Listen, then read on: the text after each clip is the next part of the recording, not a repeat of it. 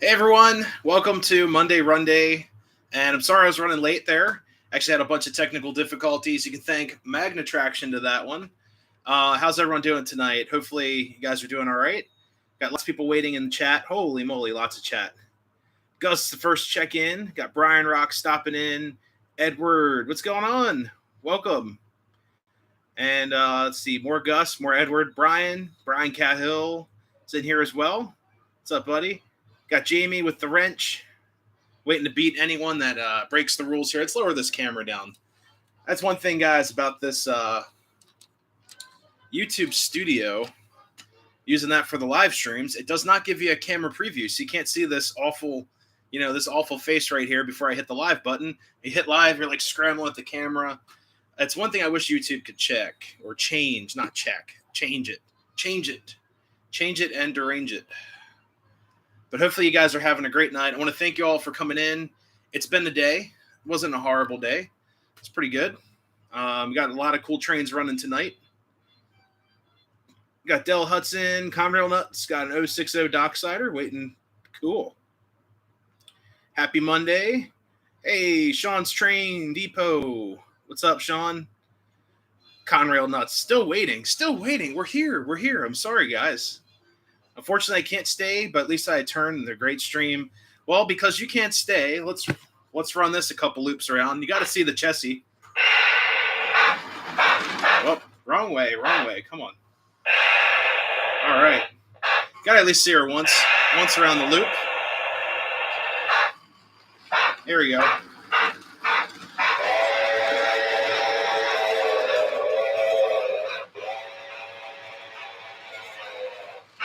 I actually have my Chessy special cars. Look at that.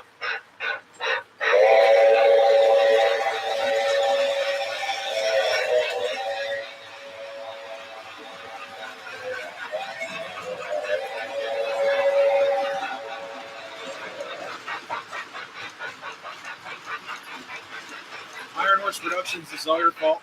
And she said you couldn't stay long, but here you go.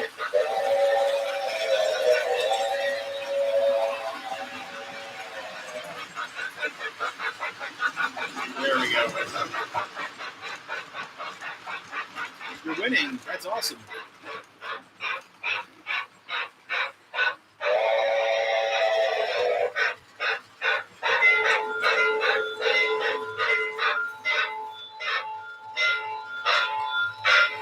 Chessie's moving out.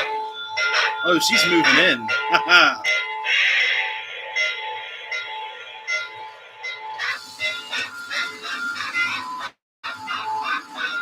DB Tech, what's up? T1. Yeah, you know what? This it's kind of growing on me. It's got a vintage sound to it.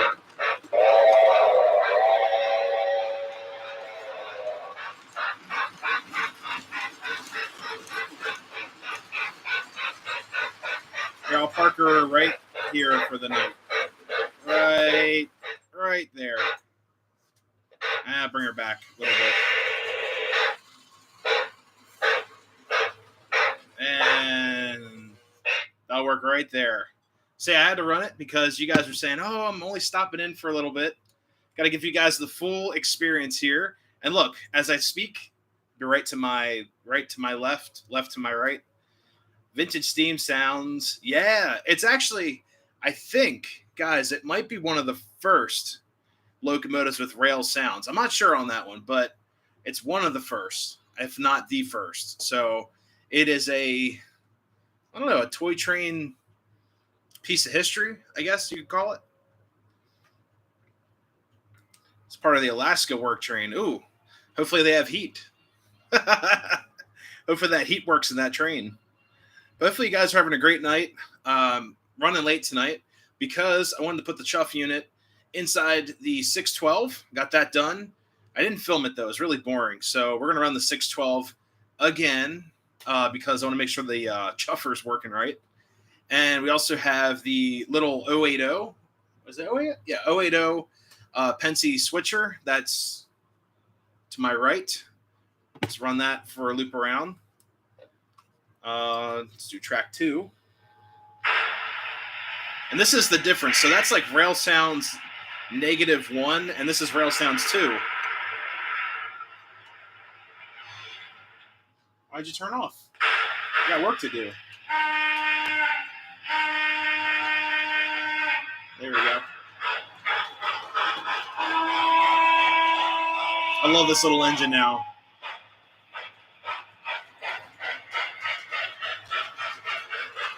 Brian Rock, yes, we'll be in our prayers. Thank you for letting us know. I'm sorry to hear that. We will be on our prayers.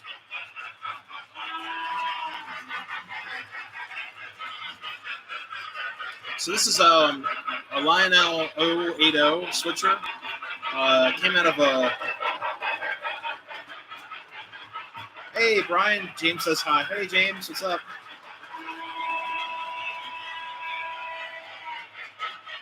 I have not seen the new catalog yet. I'm having fun with all this old stuff, guys. Why would I look at new stuff? I'm having a lot of fun with this old stuff, upgrades and all that, rail sounds.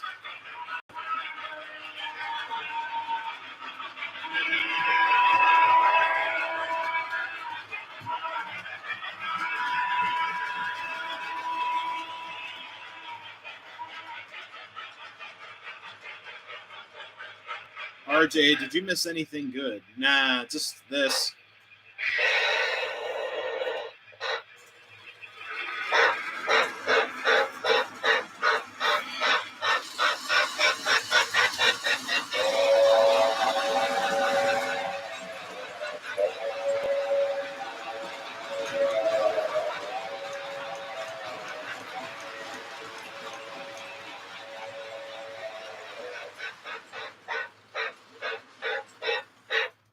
Nothing to see here.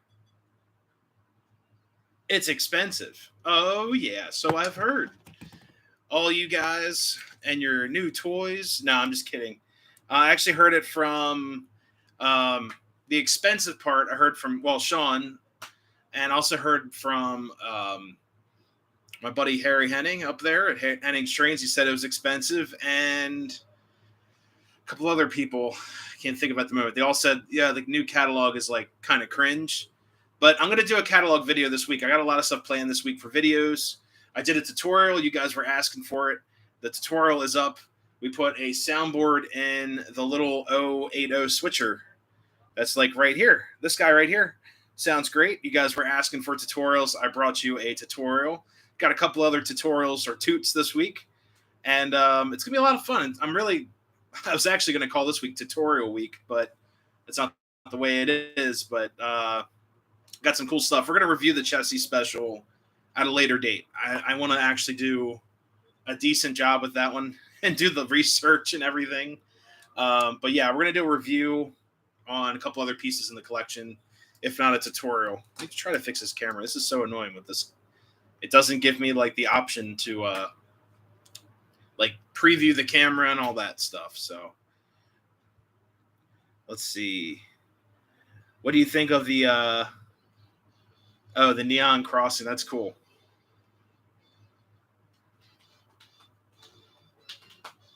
DV Tech said, hey to RJ. What's going on? George Trains, how's it going? But yeah, guys, I have not looked at the new catalog yet. I'm waiting to do a video on that. Let's see. Can't tell if it's a dead spot in my screen or the camera. Let's see if the yeah, it's like a dead. Is that a dead pixel? Hold up. Hold it. It might be a dead pixel. Right on my forehead. Oh no. We ran the camera too long. Got dead pixels now. Ooh. But yeah, I'm going to look at the catalog this week. I'm going in blind because I want to give you guys like a true reaction. We were talking about that earlier. I want to give you guys a reaction video on the new catalog. There's some cool stuff. You know, I did see like, I don't know, like 5 pages of stuff. My buddy Zach, Country Bunkers Trains, was looking through the catalog and pointing out some box cars, and that was all I saw. After that, I was like, he started reviewing the catalog on his iPad, and I was like, no, get out of here. I don't want to see it. But I did see some box cars. They're cool. I I actually made fun of the 80-foot boxcars my first time at York. It's like, who would need one of these? And then I bought then I bought 60-foot boxcars. I was like, you know what? These are pretty cool. So yeah, these are old though. These are from what, 19, well, not 1945 on the box, but 1993. So these are as old as me. So good old 60-foot full scale boxes from Lionel. Long time no see. Yeah, right. New catalog does have a few nice things. It does not cost a king's ransom. Oof. I'm more on like, I don't know, Pulper's ransom at this point. This looks more like a foot. What are you talking about? But yeah, there's some stuff in the catalog I'm looking at, and I spent my budget in trains this week. Trust me, I'm out of cash flow for trains. I'm actually got some cool trips planned that I'm not filming. I'm taking a break from filming some trips. And yeah. First time here, just wanted to say woo woo. Danny, what's up? Danny, 117. We'll just call you Danny. Welcome to the channel. Welcome to Monday Runday. Let's see, got a bunch of other comments in here. But yeah, welcome. You'll have fun. How long is a scale 85-foot boxcar? And they're like, well, okay, so if this, no, don't fall. Please don't fall. If this is an 80-foot passenger car, actually, this might be 85-foot Madison. So yeah, this is how big an 85-foot boxcar is. So yeah, just do the, there you go. I'll be the 117. There you go. Dale Hudson, long time no see as well. 60-foot boxcar looks like it's only a foot long. Well, if you take a foot, I'm just kidding. So here's a comparison. They're about right. So you have a 60 and then 80, 85, 80 foot right here. So extra 20 feet. Also have the Amtrak cars, which are huge, but I think these Williams, Pennsylvanias are larger. I'm not sure. I think they're a little bit longer than the Amtraks. Yeah, I think they are actually. Wow, awesome. Yeah.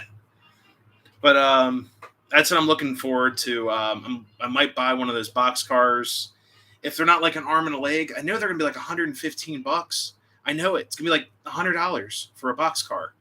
That's pretty steep, guys. It doesn't even make a sound or anything. And they don't even have like if they had the bearings that moved, if Sean's still in here, he had a couple of those cars. The roller bearings actually moved, and it was really cool. If it was like a car like that, yeah, I'd pay $100, but not right now. You can find that stuff at York, honestly, for, Grabowski's and who else? One of the guys in the corner. Trains had a couple of those 80-foot box cars. They just sold. But I know Grabowski's had a couple of them. They're like $75 for whatever. And I said, oh, it's $1 a foot. I was just like, man, that's pretty cool. Is a foot for it? No, RJ, I think these are 20. These might be 20 inches or so. They're close, 18 or 20 right here. Stop by Menards. Too many problems with the trucks. I'm running out of room. Yeah, Edward. So I have a couple Menards cars, and I don't have any at my disposal right now. Actually, yes, I do. This is a Menards car right here, this PRR. And it's given me like a little bit of issues. I've had more problems with the covered hopper, this NS covered hopper right here. I've had more problems with that because the trucks would get caught up on the ladders, so I broke the ladders off. That was my easiest way to solve that problem. It would not turn on 042, even though they're meant for 031. So, yeah, that's how that happened. Let's see. Remember when Menards came out with their F3? Yes, I do. That was nuts. That was absolutely nuts. Everyone went crazy and bought prototype. And then GFW Trains got one of the prototypes. I think his daughter ran it on the channel, and it was someone that brought it over to their house to run, and it was dead on arrival. DOA. That was pretty scary. Hey, Jeffrey, how's it going? Graphics are wicked, but the trucks are a problem. Yeah. So I think it's always funny, guys, if you go to a train show and you're looking for like, classic Lionel, classic MTH stuff, you see this one, there's always one, and this is a modern thing. There's always one guy with a bunch of Menards cars in the plastic eggshell or clamshell, and he's charging $40 a car. Do you guys see that as well? Let me know. Because I always see that at train shows. It's like, what are you doing? It's like you can get these cars for, well, they were $20 a piece, plus the shipping and the rebate and all that. But there's always one guy at a train show selling a ton of Menards cars for like double or triple the price. I always think it's funny. We got a wicked thunderstorm. Ooh. Hopefully we get it. I'd love to have a thunderstorm during the live stream. That'll be awesome. Let's see. I got a couple other comments in here. Jeffrey said, cool. Very nice. Just rolled through. Very cool. I like those crossing flashers. These guys right here. These are MTH, Rail King. I believe all their accessories are Rail King, but they're for O scale, O gauge. The old layout, actually, these looked a lot better because they have this metal base right here. And I was able to countersink them in the foam I was using. The foam I'm using now is really thin.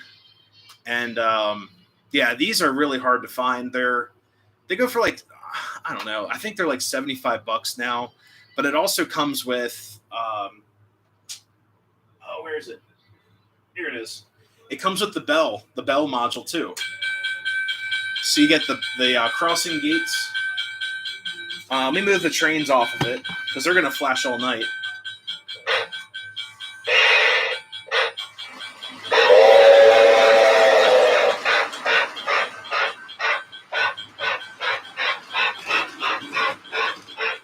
All right, so that one's off. And then we have track 2.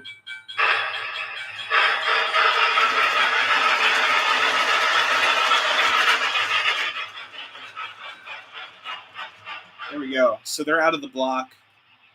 And let me try to get to go backwards here. I don't know why that one didn't light up.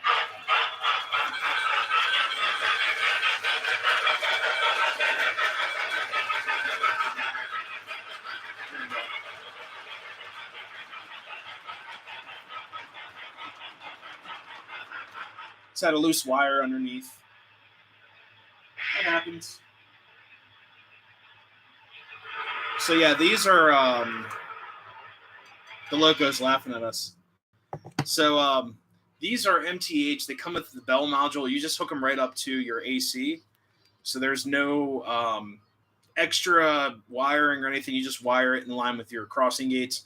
These are blocked out to the track. So the track is all my track and transformers are phased. So I have a grounded outer rail that's completely phased with all the transformers, so I can run accessories through the track. The only one I'm running is this crossing gate. So when it comes up to a certain point, it closes the block and it allows the ground to flow through one track to the other, causing the gates to go off. It's the simplest version of that. I'm not doing a video on it. I'm afraid that you guys will blow stuff up just in case. Blow something up, like a transformer, a train, a car. So you guys will just look it up on your own, unfortunately, because Lionel did a great video on it. And my buddy Tom Trains and Accessories walked me through this one. So if you guys ever want to do that, look up the Lionel official video of that. It's really cool. Watching the lightning, that sounds like fun. Ding, fries are done. Very cool. Thanks. Legacy engines have been out so long now that there are tons coming up on secondary market, so no need to pay huge prices. Yeah, Sean, that's a great point. So that's why I'm buying a lot of I don't want to call it old stuff. It's not that old. Like, it's not like a post-war engine here. Like this engine, the T1, I might upgrade with the sound system and then make it TMCC. But that engine's 1991, 1992, something like that, 1990. but it looks fantastic. And I just would like to upgrade the sounds. Then the engine next to it, I just put rail sounds in that. So I turned like a $50 engine into, I don't know, a $60 engine with rail sounds. But I'm having fun with the stuff I'm getting out on eBay and stuff. And to be honest with you guys, I really do enjoy giving these old trains a nice home to run them in. And I actually have my Atlantic. Here, guys, check this out. So the Atlantic that you guys have seen on the channel, she's right there. Let me move the Chessie out of the way. God, she just wants to move all night.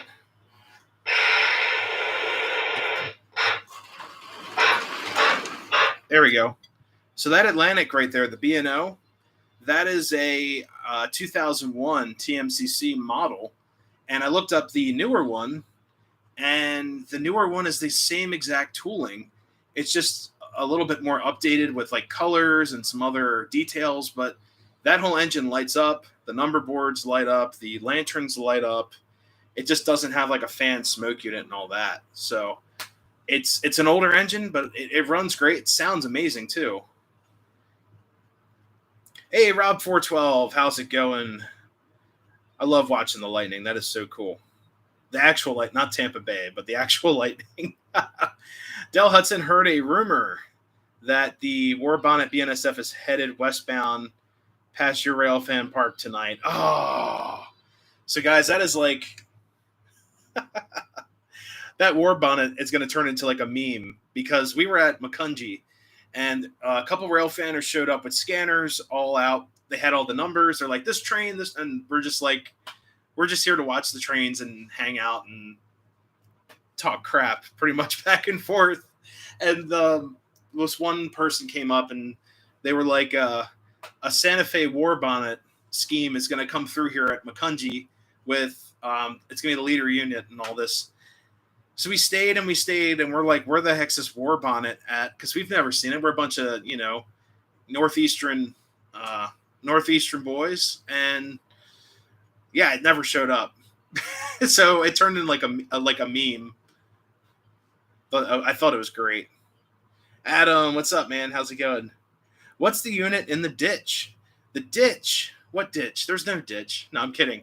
That's that's an 060 saddle tank. I used it for parts, and I brought the Bethlehem Steel 060 back to life using the parts from that. So it worked out pretty well. But now she's in her ditch as a, I don't know, like a boneyard train. I guess that's what you'd call it. DB Tech loves fixing up the old trains. Yeah, me too. It's a lot of fun. Jeffrey, how's it going? Have you installed rail sounds into an older 027 diesel? I have not, and I'll tell you what, that would be kind of cool to do. So Jeffrey, that's actually a really cool idea. Maybe like an MPC or a Williams engine. I wouldn't install rail sounds in a post-war because there's not a lot of room, unfortunately, in some of those shells. Unless you have a B unit or unpowered A unit, you could put the rail sounds unit in the unpowered A. That's a cool idea. Keep it as a dummy sound unit. But also that and heat, because those Pullmore motors or the, direct drive motors or worm motors, those give off a ton of heat, and I don't want to overheat the little soundboard. And you'll see I love 027 stuff. I love it all, guys. I run everything up here. You guys know that. I've got a whole shelf of pre-war, post-war, 027, 031, scale, all that fun stuff. But yeah, it's a spatial thing in the locomotives. But I do have a Rail Sounds tender that's original from Lionel. I love running that with my post-war steam engines. But that's a cool idea. That's it'd be kind of cool. Install one, maybe in my Erie Alcos or something later on. But I've got a bunch of scale Williams stuff that needs a nice voice to them. And those will be a lot easier than dealing with the pre or post-war. But that is a really cool idea. I appreciate the comment on there. Let's see. Got a bunch of other comments. Shade the Awesome, howdy. Welcome, welcome. Torrential rain. So if Jamie's getting this rain, we're gonna get it. And it's getting dark, as you guys can see. My little window right there. It's getting dark. Let's see what else we got. Guess it's coming my way too. Uh-oh. I have an NPC error, GP7-9. I feel like, kit bashed. Very cool. Yeah, I love anything creative, guys. Anything getting creative, doing your own thing, building stuff from nothing. I love that stuff. Kit bashing. It's really cool. Let's see. Shade the Awesome. Do you think a Lionel post-war whistle could fit in a K-line girl? Yes. Actually, I'm going to retract that answer. No. The only Shade the Awesome. The only reason I say it may not. I'm not giving you a total down thumb on that, but it's that relay, that nasty relay that's in there. It's not nasty. It's old technology, and it works. This stuff was meant to last. A lot of you guys have to remember, a lot of Lionel's components and the way things were designed are almost like military grade. They're meant to withstand different temperatures, being in basements and attics. You have to realize back then, when these pre- and post-war trains came out, not a lot of people had air conditioning. Just like this attic up here, Yeah, I have one vent. They had no vents, maybe a fan. But a lot of that stuff at the time was built to last, built to withstand time. But I don't think it would fit because that relay it is a relay in a way. That relay switch might have a problem squeezing in that tender. But I'm going to put a rail sounds unit. I promised you guys I would. I just need to find the right voice for her. I found one for the hoot. I got myself a hoot. And today I'm running on the tracks. We have a hoot and a holler. So here's the hoot. Let's see. Here's the hoot. If I get it to work.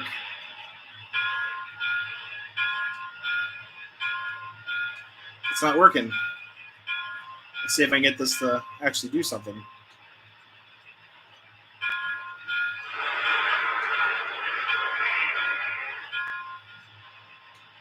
She doesn't want to make a sound. So here's the hoot. Come on. You can do it. I might go on a bad spot of track. No. I think she's on a bad spot.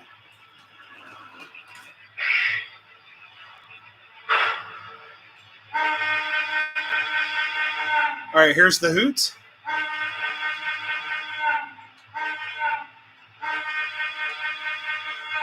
So there's our hoot. And then on track one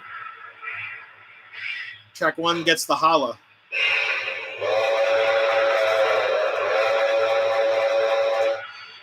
So today we're running the hoot and the holler. So there you go. I smell 425. Uh-oh. Oh, 475. Ooh. It's a good smell. It smells like bituminous coal, right? Does she use bituminous? Or I think she might use anthracite. I know 425 uses bituminous. But now we're running the hoot and the holla. The tie-jector. What tie-jector? I don't have a tie-jector. I don't know if it works. I don't know, guys. It might just blow up in my face. We'll do a review on that this week. How about that? And I'll actually take it apart and all that and clean it and not know how to put it back together. And you guys can laugh at me as I struggle with basic post-war life. But yeah, we'll run that a little bit later. Test it now. Oh no. It's in a bag on the floor. I gotta go crawl on the floor and find it and all that. We'll test the tie-jector later or in another video soon. I promise. But we'll definitely run it. I got a Chessy special whole consist of cars, and I got the Hooter engine ready for departure with a bunch of cars. So we'll test the tie-jector later. You said you would. Okay, I will later. I promise. If it's going to be crunchy. It was like in some grandma's basement. It stinks too. It smells like cigarettes. So I guess that crew was smoking a lot or something. I don't know. Strasburg last Sunday. Very cool. Anything cool? Did you catch anything? Catch any Amtrak down at the junction? Love that place. Yes, please give it one of these. A yellow thumbs up like that. Oh no, he's like doing one of them. Yes, please give the stream a yellow thumbs up. It really helps out. Got a good crowd tonight, 47. Thank you guys so much for stopping in. These things I could Google. There you go. Does Rail Sounds have the old whistles? What kind of old whistle are you talking about? You talking about like old technology, or do you mean like old sounding? On ERR's website, Electric Railroad, you can get any sound you pretty much want, even like all kinds of diesels, all kinds of stuff. You got to check them out. Then you got to check out old sounding. Okay, check out eBay. The seller I looked under, I'll give you a little insider tip here. The seller of this Hooter whistle was it was called like Paper Booth, all one word. Just type in Paper Booth, or if you look up Rail Sounds on eBay, he's got a bunch of cards left, and they're from engines that like from the 90s and stuff. But this sounds fantastic. Run the Chessy, please. We will soon, I promise. Got a lot of stuff to run tonight. It's gonna be awesome. Schematic to replace the line on relay and the whistle, but can't get it to work. So those whistle units, those relays can be kind of tricky. And I believe that when the tender's running, the relay is closed. And then when it finds the DC on the track, it opens up. It's like opposite what you would think. Because if you give it power, you actually see it go chink, and it closes, and then it opens up. I think that's how it works, if I'm not mistaken. I think that's why sometimes you run over a switch, and the whistle switch will sometimes open up. May have thrown my Chessy at the same time. Ooh. Yeah, one of you guys were saying in comments I should bring my 2101 to go see her sister, 2102. Made it. Strasburg Rail Fanner. What's up? Welcome to the channel. Welcome to the stream, I mean. Oh, man. But yeah, it's definitely been a lot of fun modifying these engines, or at least this engine here with the Rail Sounds. It's been a lot of fun. We're also tonight we're going to run the 612, not 412, 612. I'm thinking guitar amps now, 412. 612 will be running tonight as well. We'll get that rolling because I think I might have replaced the chuff unit. I'm not exactly sure. I think it's fixed. We'll see. 10 times the charm with this engine. I've been in the 612 so many times. It's a nightmare. It's just, I'm ready to put it on a shelf and just say, yes, it runs. It runs if it's not running. There we go. But 612 has been a nightmare. I need to get a 2102. I know someone who had one. I think there's a guy up in Red Lion, Pennsylvania, Red Lion Train Depot. I think he has a 2102 or a 2124. I'm not sure. It was about a year and a half ago. I called him, and he had an MPC era,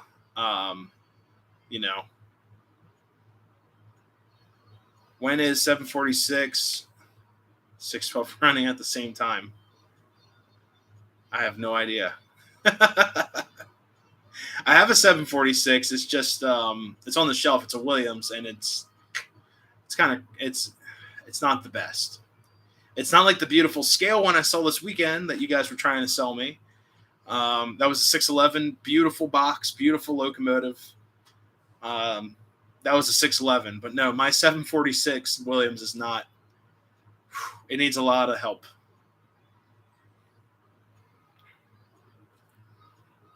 I'm sure it's gone now. You never know. Actually, Red Lion Train Depot, he works out of, I believe, his house, but he's really cool. I think his name's Jerry. He's always at York. He's always at the York show, and he actually sells roadway pieces. He has a custom vinyl printing business. He builds like roadways and stuff for I think HO and S Gauge. That's like his big thing. And then he's also like a professional. He's a man of all trades, honestly. Does like woodworking, electronic work, all kinds of stuff. He's really cool. But yeah, I've actually gotten a lot of stuff on this layout from Jerry when I first moved up here. It's pretty cool. Hardly any pre-war. Pre-war stuff's cool. I've got a lot of pre-war stuff. It all runs for the most part. It's a lot of fun. I will say I do enjoy my pre-war collection. Any Strasbourg engines? No way. I don't have that much money. I'm just kidding. I have one. Actually, you know what? I have the Strasbourg, the Plymouth #1 on the shelf, and it needs some help because the little motor inside it needs to be looked at. And I've got a boxcar, the old SRC, Strasbourg Railroad Company boxcar from like 1980, 86, 87, something like that. It's on the shelf somewhere back there. It's really cool. It just says SRC. Love to get 611, 2102, 425, and 90. Win the lottery. That's a lottery find right there. We're able to watch my video of the daytime tour of 6th Street District Stram video. I'll have to check it out. I have footage of the train storage yard. Ooh. Metroliner cab. Man, oh man. Do they even make those in O scale? Like a cab car? I think I've seen them in MTH, possibly. The closest thing I have a cab car would be like an RDC, something like that. Tell me about it. Yeah, I know, right? I think they do. Ooh. All right. We'll see. I mean, I do have a set. They make everything in N scale. Even HO. HO, guys, if I was an HO scaler, I'd have every one of everything. And sometimes I get jealous of that stuff. Metroliner car. Very cool. Yeah, I'll get myself a toaster, an AEM7. MTH made some really nice looking toasters, guys. And I'm not being derogatory towards the toaster. I actually like the toaster. I grew up with the toaster, and I've ridden behind a toaster. And they're a lot of fun. They go very fast. It's like a modern-esque GG1, double cab and all that. Metroliner set years ago. Very cool. Hey, Radar, how's it going? And a 50th anniversary 100. Oh, man. I just have my P42 that's sitting on the floor right now. I don't know why it's been there for 2 weeks. I guess it's holding down the carpet up here. So let's get some trains running, guys. Blew a piston. What happened? I thought you guys just fixed that train. 659. No. Oh, man. I lose track of all the numbers. Yeah, me too. I've got like enough to on this hand, 425, 90, 475, 89, 17, 2102, 2124, 2101. Then after that, my brain just 6076. That's my local GP9. And then, oh God, what's Strasbourg's SW7? What, 8618? So I get 10. I can remember at least 10 numbers. That's all I lose. That's after that, it's just like a blur. It's like someone's like, do you know this number? I'm like, oh God, what is it? I'm so sorry. Man. PRR Joe, what's going on? Good evening. I like watching your videos. But Mondays, I'm usually out until 10. Oh, no worries. Thank you so much for stopping in. Happy Monday. Welcome to your first live stream. Love 2102, Chessy Steam Special. Yeah. And there you go.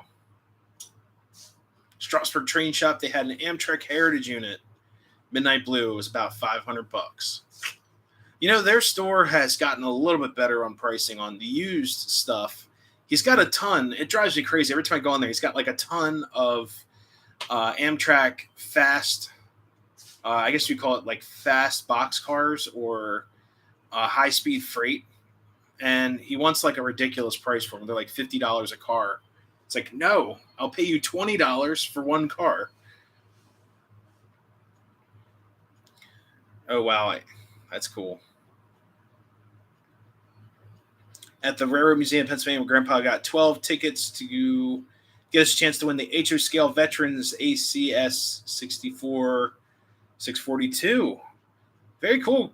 Good luck. That sounds awesome. Amazon does have the Bachman. Very cool.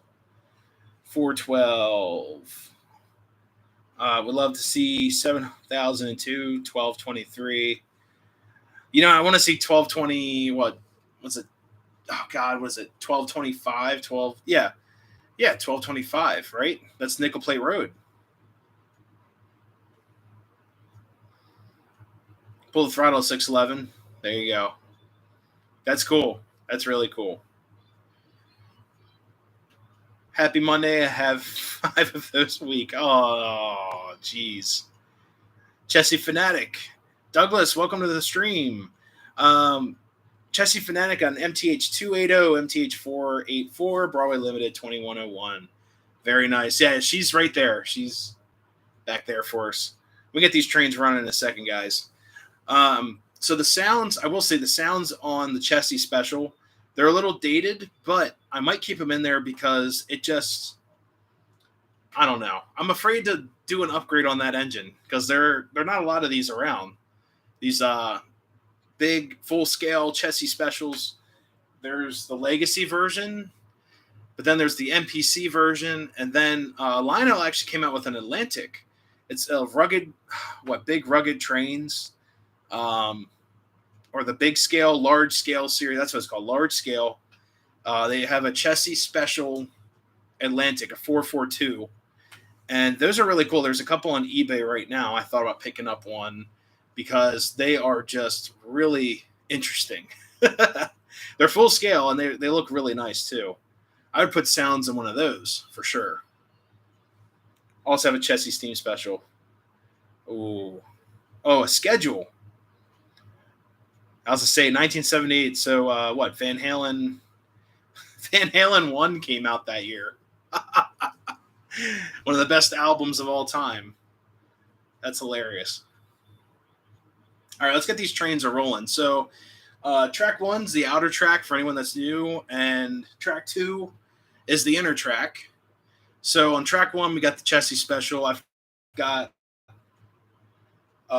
full-scale Weaver caboose right behind the locomotive. Behind that, we have 4 Williams semi-scale Chessy Special cars. And then thrown into the mix, there's a Knoebels. It's pretty close to scale passenger car. So Knoebels is like one of my favorite places in the world. Just thought it'd be fun to run it while we're here. Summertime. Why not?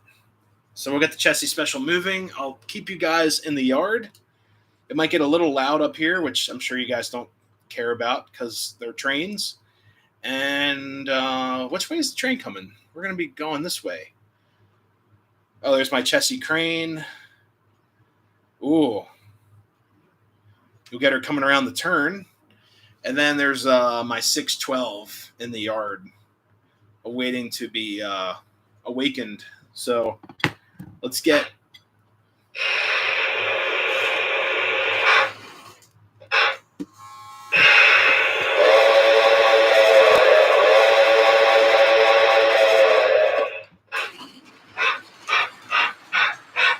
And the chuffing sounds are a little dated, but I actually kind of like it.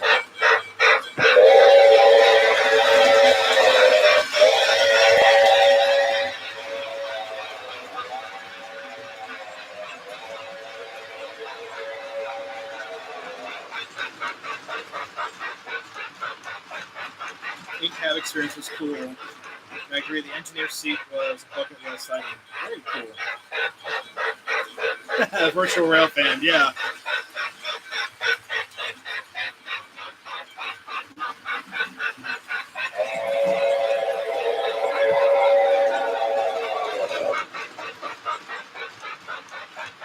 Big Bird snoring. That's awesome.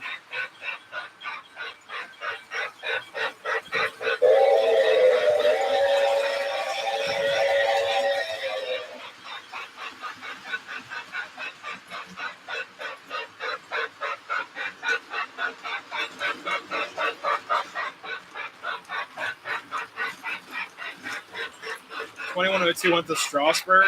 I think it would just, I don't know. That'd be pretty cool, but I don't think he would do it.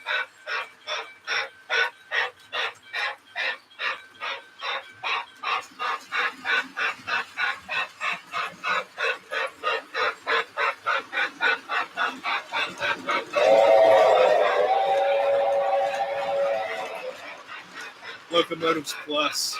Nice. All right, let's get the hooter working. I'm gonna pull the other steam engine around.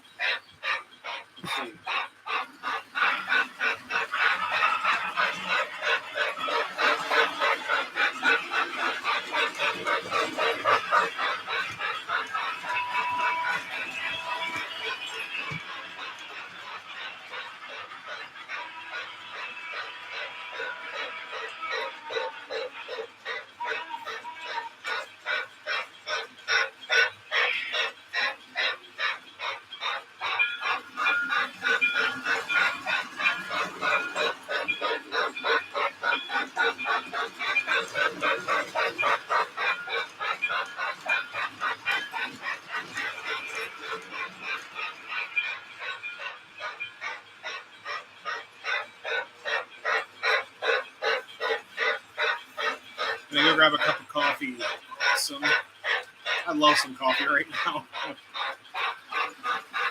right, let's get this. I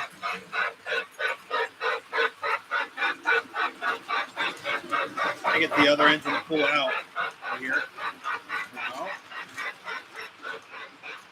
There we go.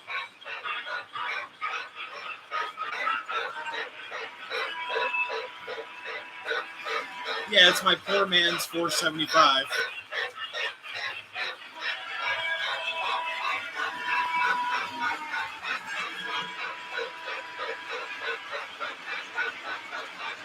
That's one thing I liked about these Lionel starter sets. They always put front couplers on so you can do cool stuff like this. Look at this. It's just like Strasbourg.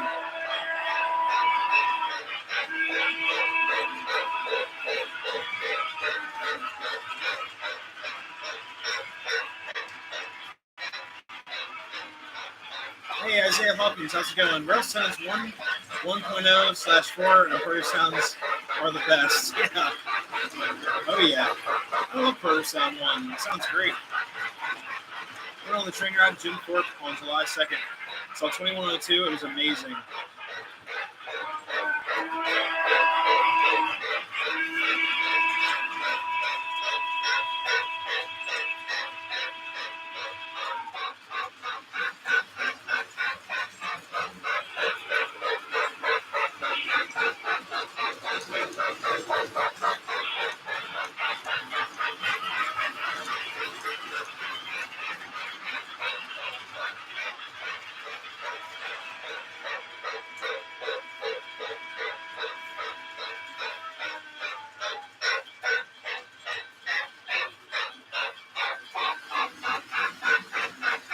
Yeah, I think it's 425 and 90 a double header.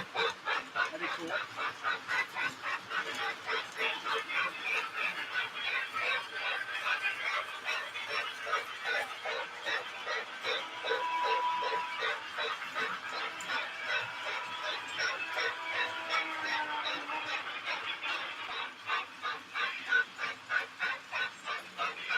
Lion Chief Plus 2.0, Genesis Amtrak. I did see those at oh man, I did see those at the Strasbourg train shop.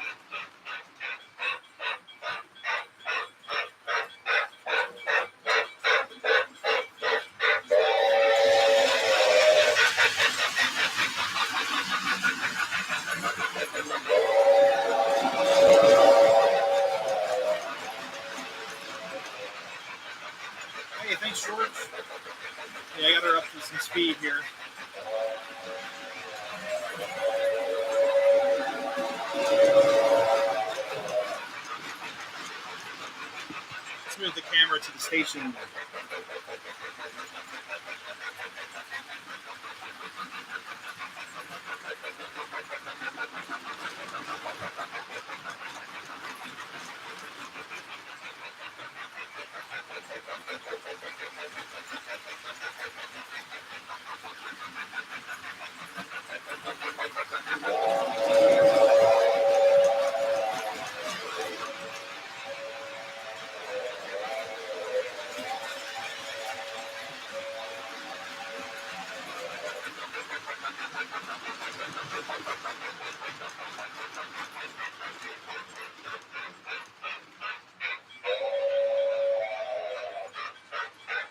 Have you seen the 462 Pacific? Yes, I have.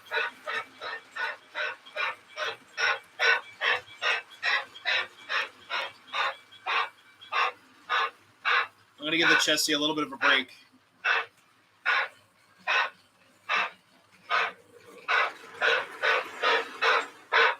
She also needs some smoke fluid. 1225, the Christmas train. Isn't 1225 the, I know it's the Polar Express, but isn't that the nickel plate? The nickel plate 1225? It's one of my favorites. So, guys, I'm going to actually give the other Hooter engine a break. I'm going to add some smoke fluid to the Chessy special. Oh, yeah, she's thirsty. So, we're actually going to hook up the 612 to see if I fixed the chuff unit. So, what I'm going to do is take you guys back to the yard. Oh, all the way back to the yard. And I'm going to take off. Oh, which way are we going here? Ah, shoot. I'm going to have to reverse the caboose. All right, taking the caboose off. And I'll put her on the shelf. Yeah, I'd love to see 1225. I think that has like that different valve gear. It's like a European, I forgot what it is, but it's like a spinning valve gear or something like that. Ooh, 612 wants these cars. They're coupled up to her, so we're going to leave them. So I'm going to actually fire up the old 612. Let me turn off the sounds there. Take the hoot off the track. And set her down here on the shelf. All right, so we're going to fire up 612 here. Whoops, wrong track. David Johnson, happy railroad to you as well. Thanks for stopping in. Thinking of Pierre Marquette. Are you sure? I thought it was 1225 as Nickel Plate Road. All right, it's Pierre Marquette. Pere Marquette. I got in trouble for saying that. Whoa, wrong way. 612, you got to go the other way. Come on. Oh, she's angry. No, wrong way.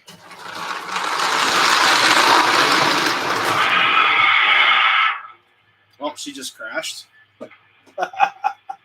Oh, man. What a trip.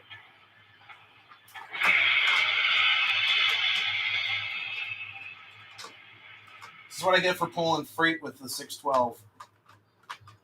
Oh, and I don't think the chuff unit's working. Let's see. All right.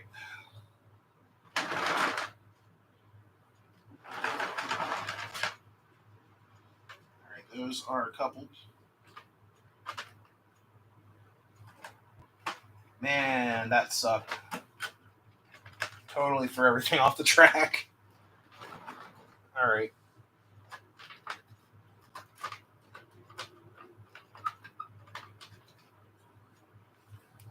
Let me switch the track for 612.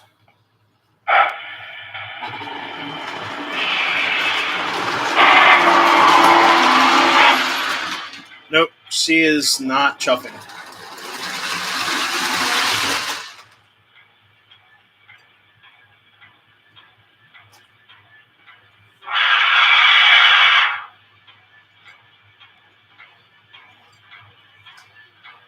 Nope, not chuffing at all. So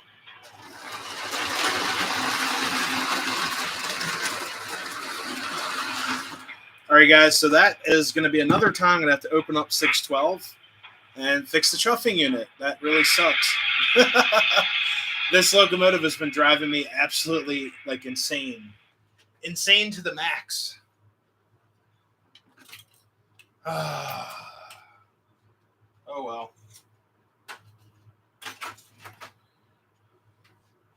All right, so I guess next we'll hook up. Well, we could hook up the. Well, yeah, we'll hook up the Alco. I ran this a couple times, but we'll hook up the.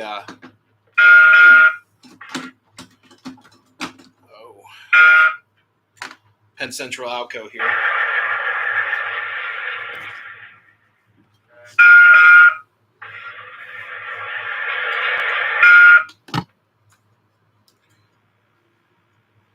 She's out to get you. Oh no. Silver Rails, how's it going? My NWJ class chuffs, but fails to smoke.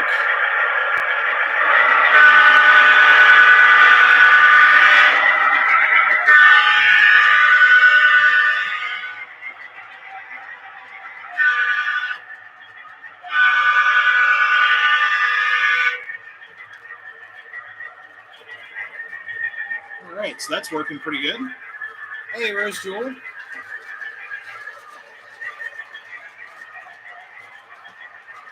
When in doubt, Alco it out. So we got an Alco.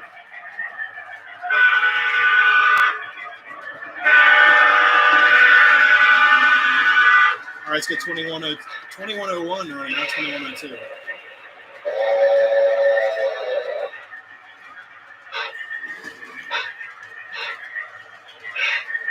I just have a P42.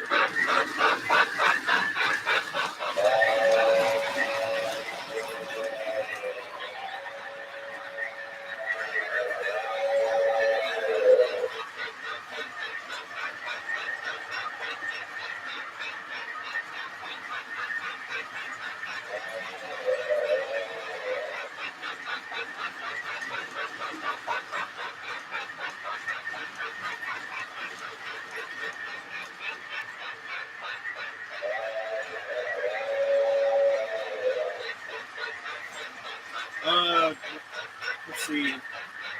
I just have one P42. 746, not tonight, but soon.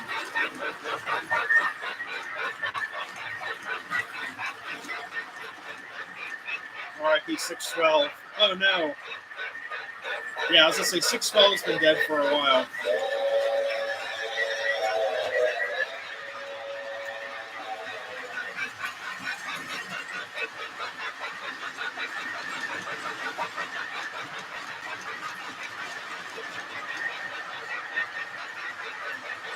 P42. Let's see. I gotta run the tie ejector. You gotta run that tie ejector tonight.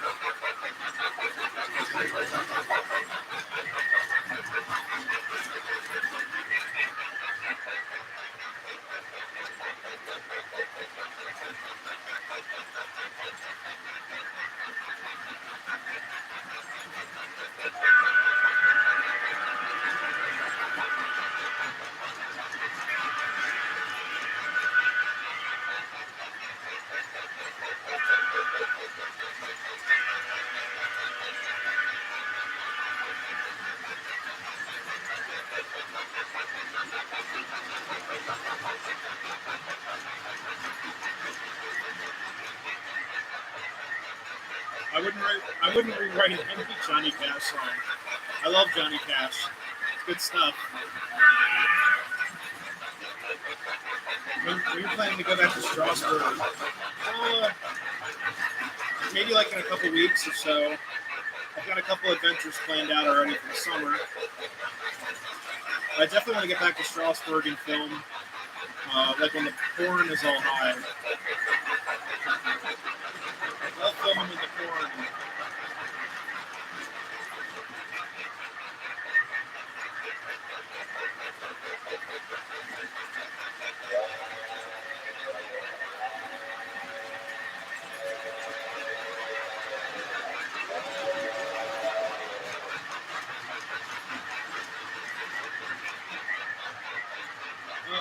Okay. Here's a good question. What is your favorite item in your collection? Oh, man. I don't know.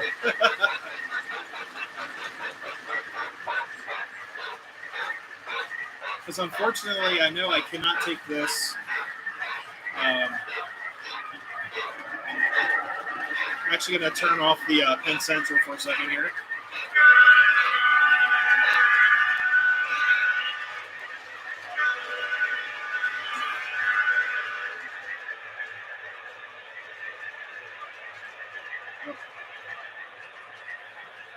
Folsom Prison's a great song.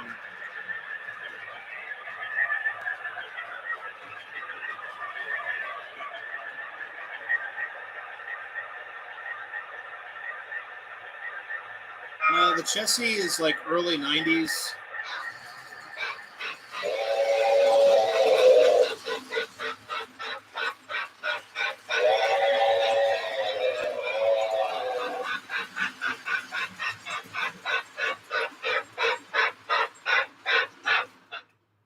Actually want to have her in frame here. There we go. So someone asked, let's see, go back up the top. Had bad news about NW 475 at the railroad. Oh, what happened? I know she was not totally working properly, but yeah, Isaiah Hawkins, what is your favorite item in your collection? I would honestly say, it's actually really hard to say. I would have to say I've got a couple pieces that I picked up while I moved out on my own. Then I got pieces that I was given by like my dad and stuff. Here, I'm gonna get this angle's not been right all night. There we go. That's not too bad. But yeah, there's a bunch of stuff in my collection that I understand I can't take any of this stuff with me, guys. I can only fit so many cars in a hole in the ground. But I honestly, I don't know. I don't know what my absolute favorite piece of the collection. Like if I had to choose one engine to run it every day for the rest of my life, every day,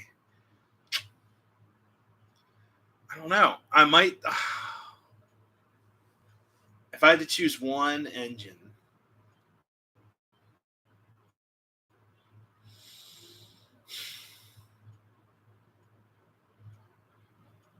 I don't know.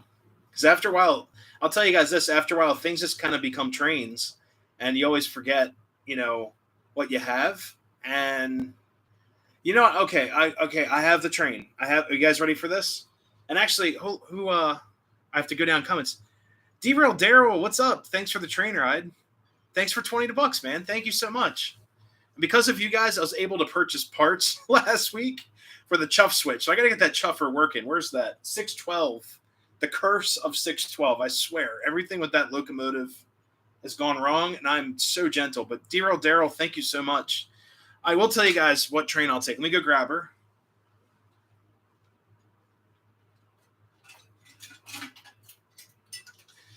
This guy right here. This. And it's all dusty. And guess what? This is a Lionel 1688 pre-war torpedo. And she is a gorgeous little train. I repainted this train. And the reason why I take this train with me, there's a crazy story. You guys like stories, right? So story time really quick. And a crack in the frame. Oh, no. Thank you so much, Derail Daryl. I'll just say, Daryl, thank you so much.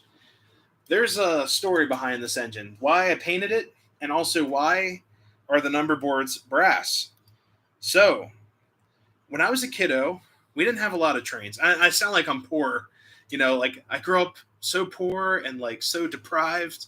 No, that's not the case. So, my parents my dad was he's still a very simple person.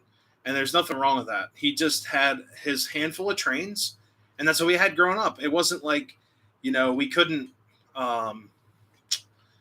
buy more trains. It's just something that my dad wasn't really into. My dad was more into tools and building stuff and all of that. So my dad's uncle, my great uncle, I actually share a name with him, and I never met the guy, but he had one of these engines right here, 1688.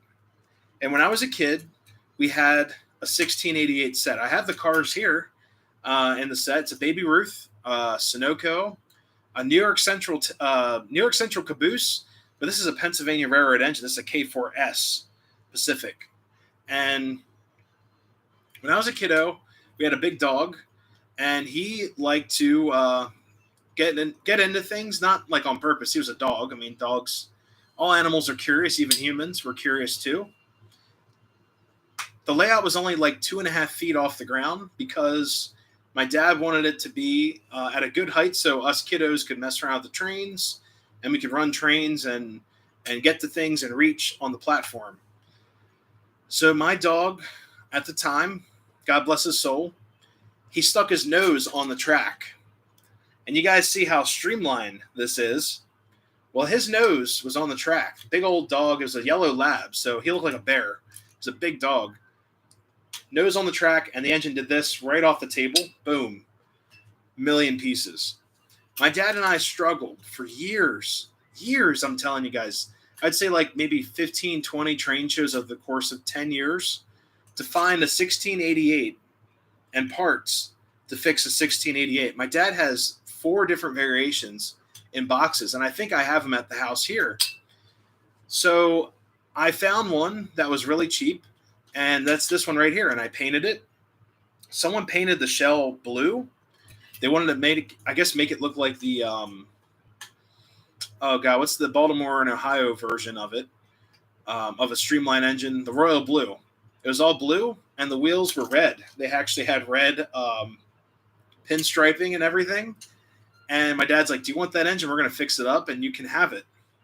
So that's why I would take this engine. This is the engine. You guys are saying, what's your most prized possession? This right here. Because this is the engine that got me started into modifying stuff and also painting stuff, fixing stuff up. So this is the first engine I ever fixed. Has a great story. And this actually sat, the reason why it's all dusty, this actually sat in my room as a kid on a shelf with the full set that my uncle had. So yeah, this is the one right here. Lionel 027 on the bottom.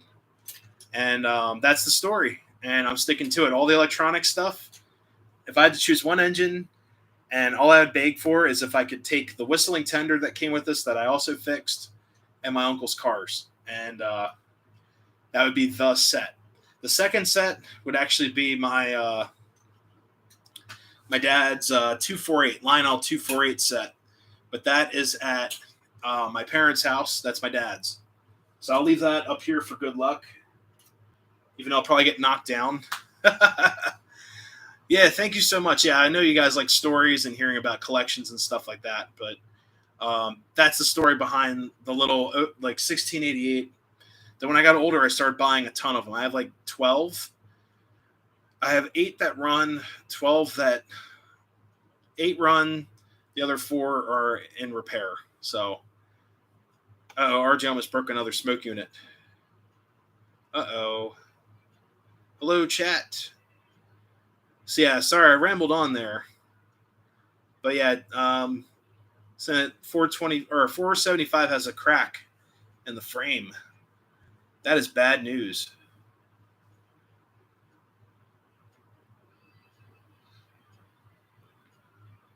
I had hoped business would be more steady. Same as a roller coaster. Oh, geez. Did you run the tie? Okay, let's run this tie ejector. Do you guys want to see the tie ejector? Do you guys know what a tie ejector is? Do you guys want to see it run? I don't even know if it runs. Let me know, guys, if you want to see the tie ejector. Give me a thumbs up in the chat. I know I'll get Conrail nuts to give me a thumbs up. You guys want to see a tie ejector? I'll take the Penn Central off or run the tie ejector. I don't even know if it runs, guys. I have no idea. We got the same pre-war set, 1938. Oh, yeah. All right, we got 3 thumbs, technically. Very cool. 3 thumbs and a wink. Ooh, spicy. There's 3 thumbs, so we have 6 thumbs. Yes, tie-jector. Okay. Tie-jector. All right. I don't even know what a tie-jector is. You know what? I didn't know either until I watched what's that one guy? It's like Lionel Classic Toy Trains. He has like a Russian or Ukrainian accent, but he does great work on YouTube. I think it's like Classic Toy or Lionel Classic Toy Trains or something. Look at all these thumbs, fingers, appendages. RJ's sending hands, smoke signals over the chat. All right, let's go get the tie-jector. All right.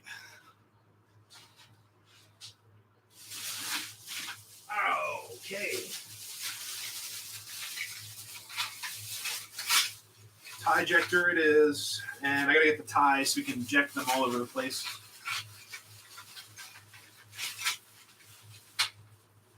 Oh, that up there. All right, if this thing catches on fire, it's your guys' fault. Oh, man. All right, let me take the Penn Central off. Put her in the yard, I guess.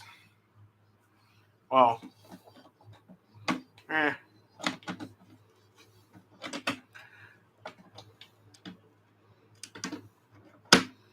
All right, good enough. All right, this is a tie-jector. 475 crack needs attention. Good news. 476 should be back a couple. You guys can fix it. I have faith. So this is a tie-jector right here. And what it does, and it ejects rail ties. And I have a bunch of them right here. I got a bundle. So we're going to load it. Well, first, let's dry run it. It has a coupler. I think this is the reverse unit. I'm assuming that this switch here is a reverse unit of sorts. I have no idea. I've never ran one of these before. So, all right, let's set her on the track. All right, let me turn this puppy around. All right, so there is Senor Tie-jector. All right, let's see. Let's get some lights on in here.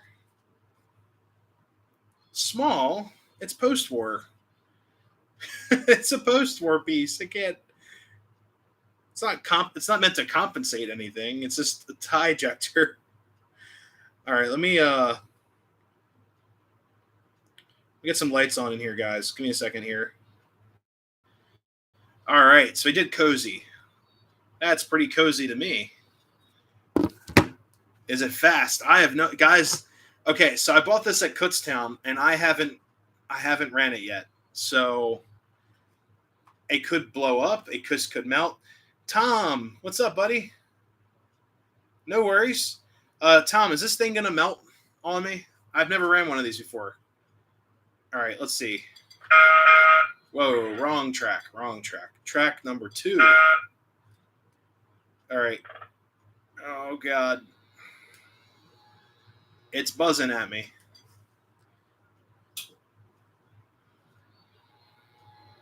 Oh. All right, let's see what we get. Oh, she's not happy. All right, where's that reverse-looking switch thing? Cut the power. Oh. All right, she might be good now.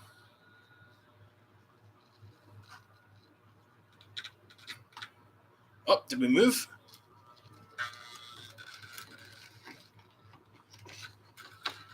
I'm welding my track. It's like a low ram grinder. Let's see.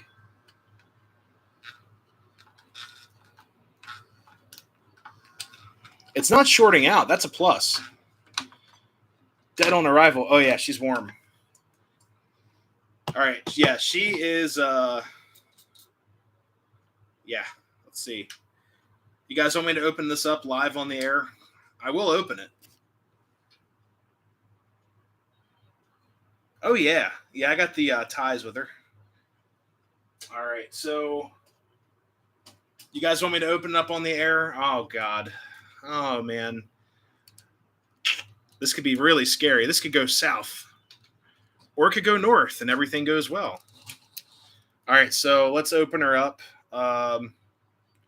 Good thing I have this desk right here. All right.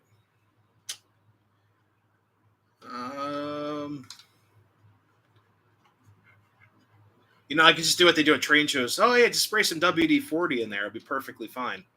I'm not going to do that. We have class on this railroad here.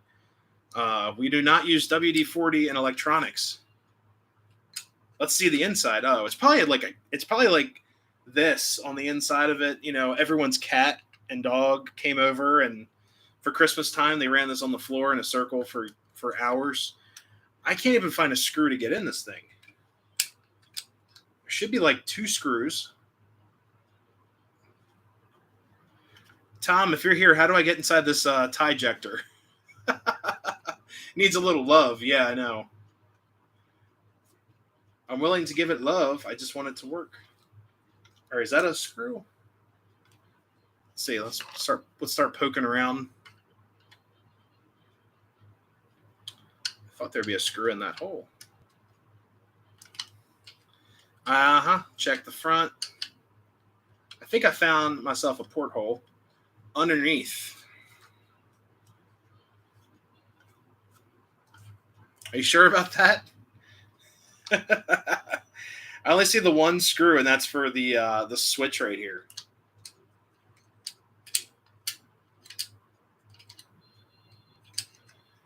Hey, George, what's going on?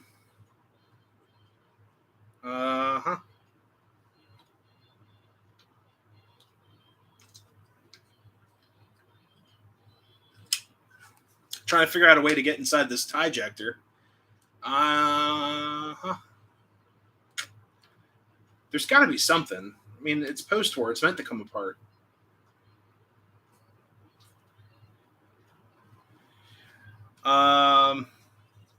It doesn't explode. Yeah, it'll be fine. It's post-war. Yeah, all right. I just got to find a way in this thing. Like, there's usually the only screw I can see is this right there at the bottom.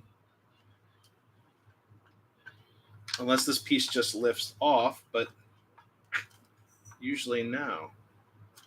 Let me try something. The little man, the little blue man, the blue man group, I think I found the screw for the shell. I think it's inside that hole right there. They built this thing with flatheads. That's crazy. All right. Oh, I got one. We got one. All right. Look at that. They built it with flatheads. And this carefully comes out and drops on the floor. All right, here we go. What the heck is that? Oh, my God. Dude, oh, my God. You will not believe what's in. You won't believe why this won't run. Guys, this is crazy. I'm glad I opened this up on the live cam. Here, hold up. So there is a good reason why this isn't working. What do you think? What do you think is in there? Name it. And this little cover just comes off. But what do you guys think it's in there? It's pretty scary. I don't like these things. No, not a spider. Nope. Jammed up. No, not a moth. It's not a tie. It's not an animal. It was an animal. Holy crap.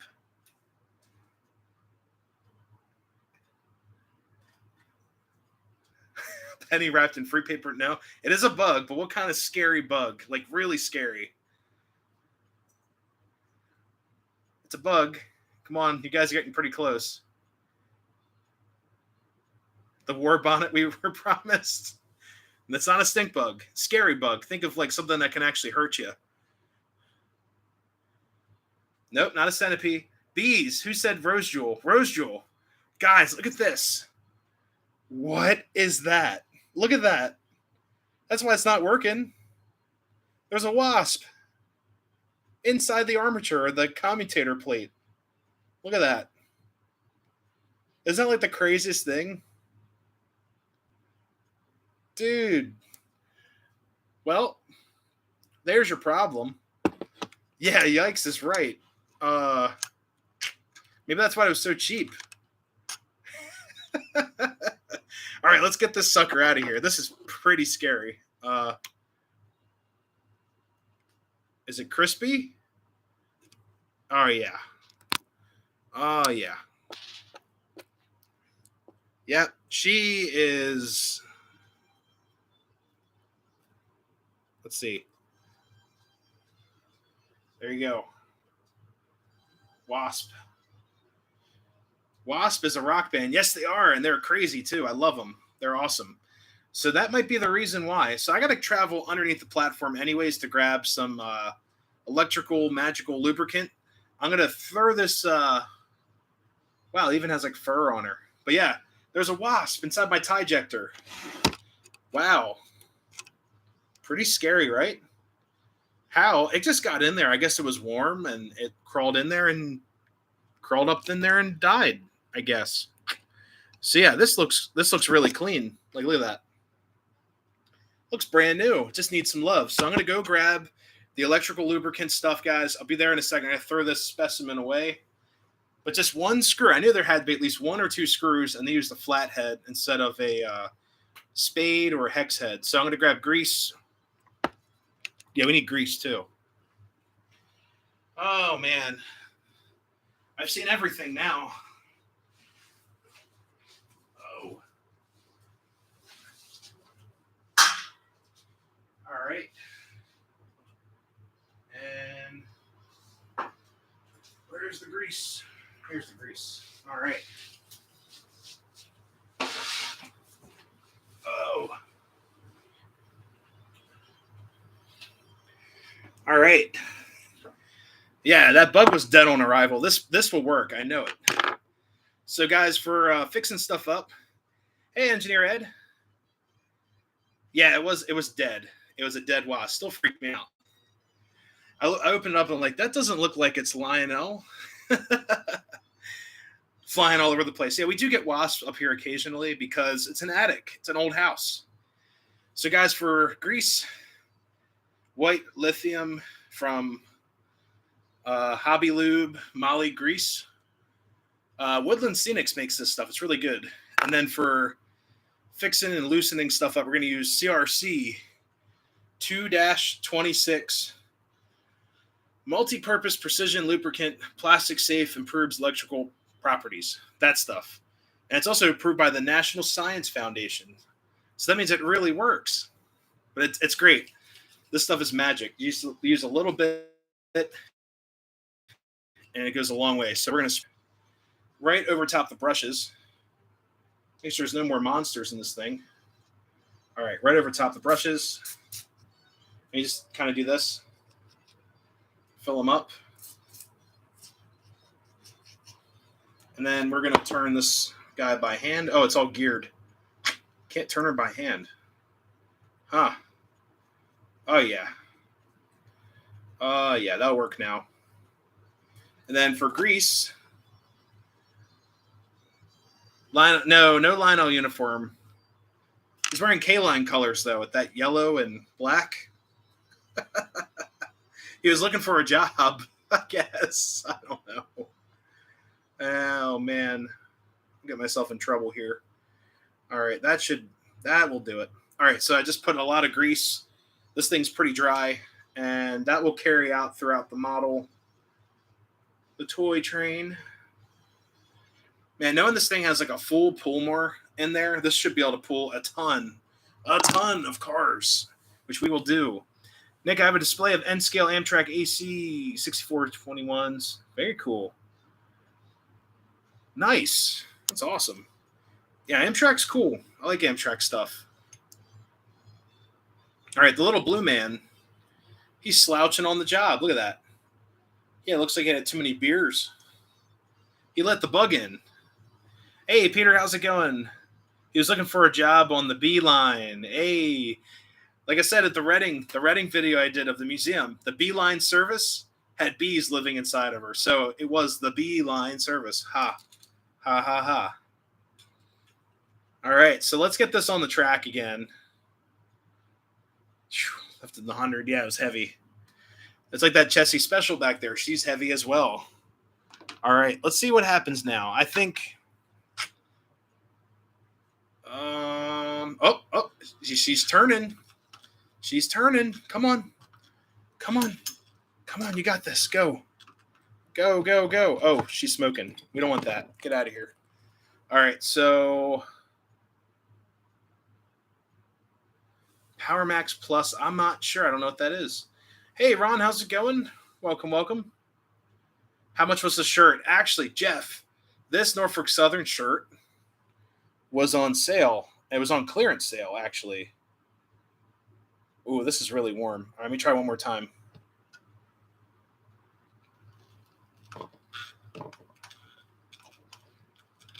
Yeah, she's really dirty. All right, let me go get the contact cleaner.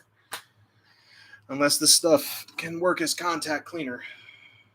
I don't know. Can actually loosen up the commutator plate a little bit. Oh, Lionel 40 watt. That should work. Uh-huh. There we go. Mm-hmm. Actually, just move the brushes around a little bit. And that may be why too.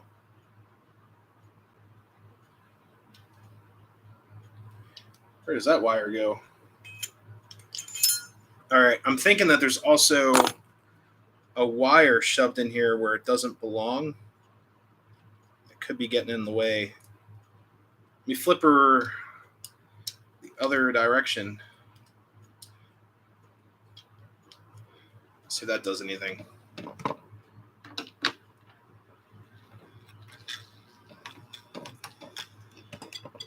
Nope. Huh.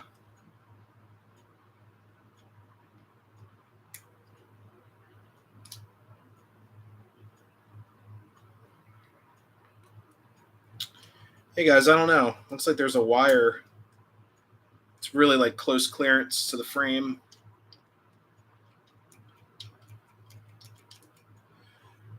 Oh, that wire comes down and goes to the pickup plate. Ah, okay. All right, let me get some contact cleaner in here. Be right back. So we'll see if that will work. But is that? Yeah, I don't want it to fry.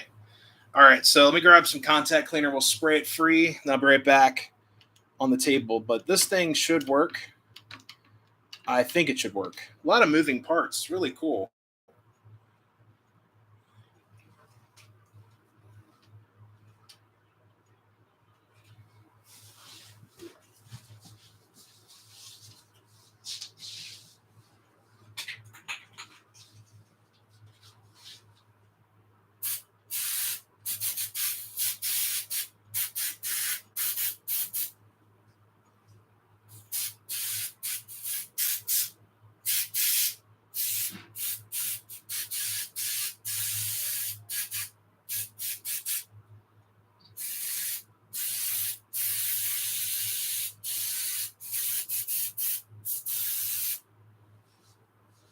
Cool.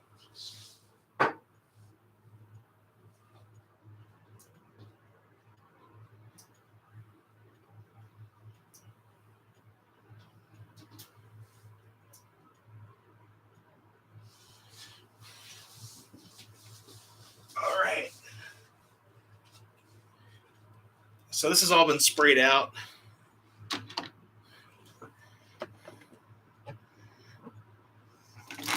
Oh, got some movement.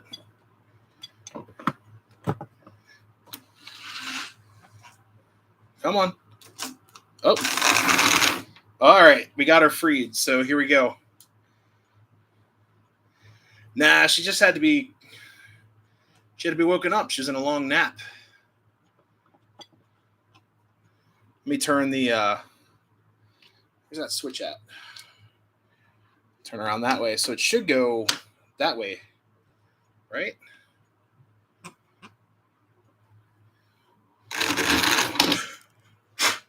All right. So that just scared the crap out of me. We had a flare up.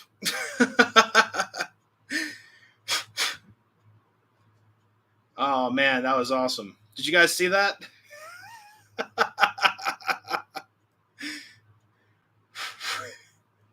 Are you okay? Mentally or physically? That was awesome. That's actually a good sign. That burned up all my extra contact cleaner in there. You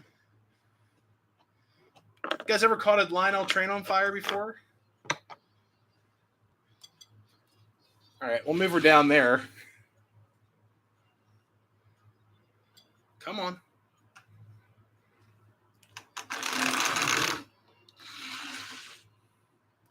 No. Oh. We used to catch trains on fire all the time. These things will never die. It's just a flare up. You know, I'm only in the attic too. I mean, right above a smoke detector. It's doing a great job right there.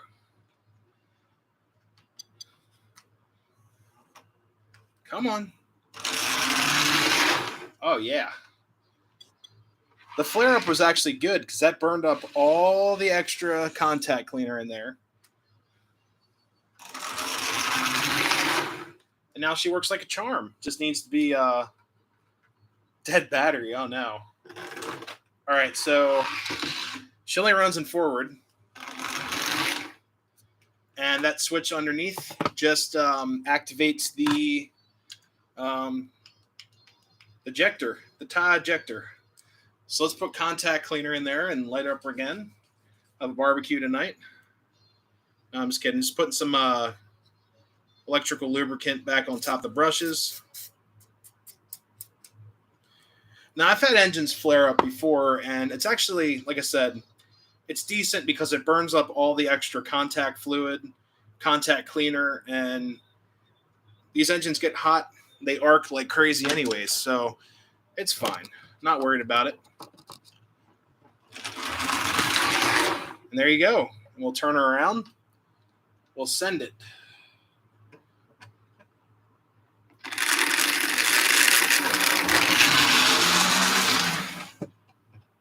And I have to go down there and retrieve her. Yeah. But hey.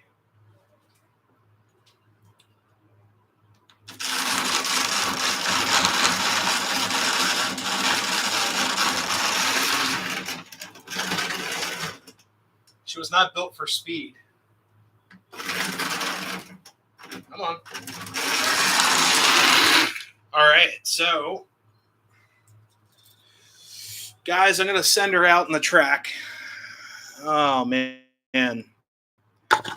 Please don't catch my attic on fire. Please. All right.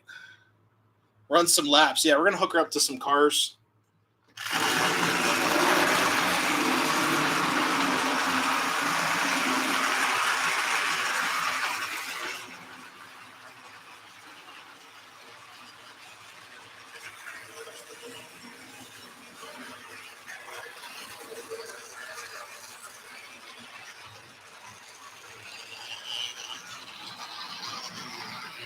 All right, she's coming around the mountain.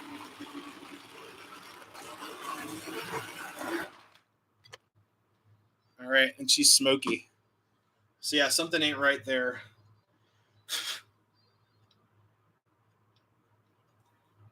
Let's see.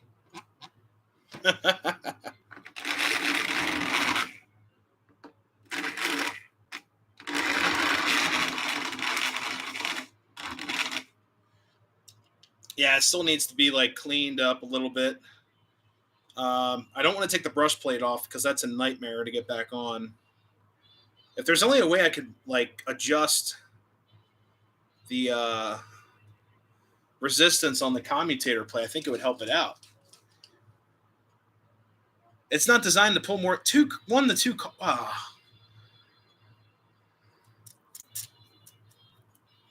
Tom, but it's a full motor.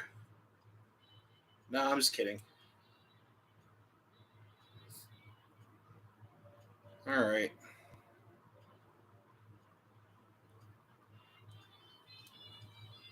All right. Let's see if that works. There's probably all kinds of stuff shoved in here.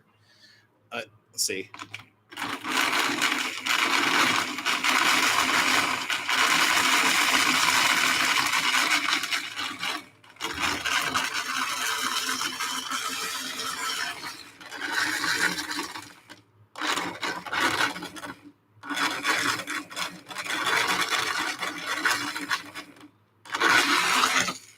now she's moving. All right, let's get the... Never would have believed it if it wasn't live. Oh, jeez. Let's get the shell back on. Let's dry test it. Oh, man. That did scare the crap out of me, guys, and it did catch on fire, but like I've said, I've had flare-ups here and there. It's not uncommon. I've had it a couple times, but things happen. It's all part of the hobby. It's all part of that Lionel magic. All right, I'm just going to put the shell on so we can at least see some tie ejecting work here. George Trains, thank you so much for stopping in. Have a great night at work. Thank you so much. Oops. Gotta get this shell on correctly. This is a really cool accessory. I don't want to catch it on fire any more than, the one time. I mean, she's from 1958. I brought it back to life. All I needed were some fossil fuels and you guys to watch me do it. That's all I needed. Let's see. Oh, come on. What happened? Ah, she shorted out. What did I do?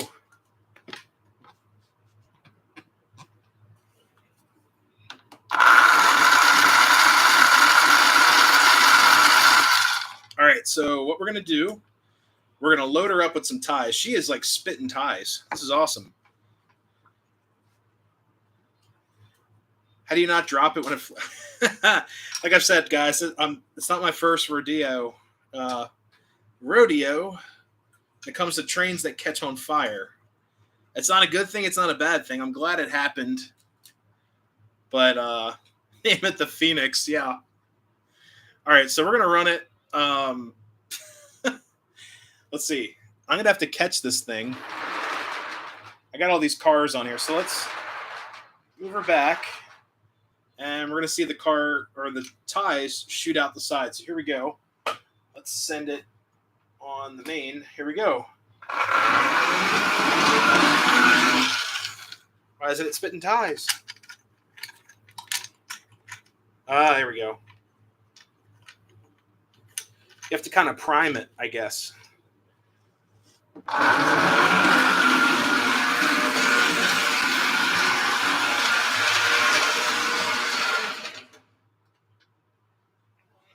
All right, well, that's working.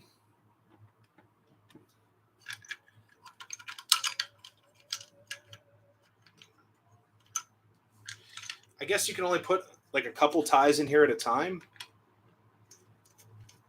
I don't know. For some reason, the ties it came with are not ejecting. Yeah, she's moving great. That 2-26 spray, guys, is magic. It ejected one tie. Where the heck did it go? Here it is. All right, let's see.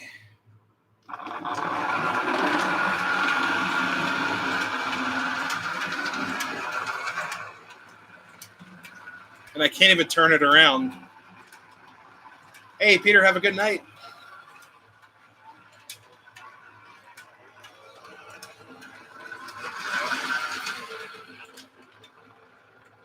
God, now the thing's like crawling. Does it have a set setting? Yeah, it's set and forget, I guess. Maybe there's too many ties in there. I don't know. They're just not ejecting properly. Oh, I see what's up. Okay.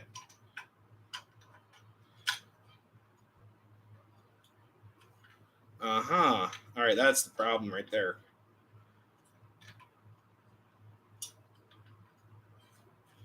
Let's try to get a couple actually loaded in here. Moving a little slower. Yeah, that guy. He's awesome. He's like a mad scientist. All right, I got her moving slow. Oh, come on. Give me one tie.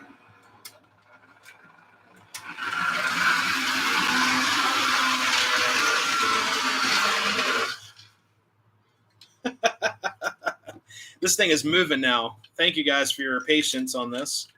There's another packet of ties. Let's try them out. These might be like 2 square or 2 round. I don't know. I mean, the mechanism's moving.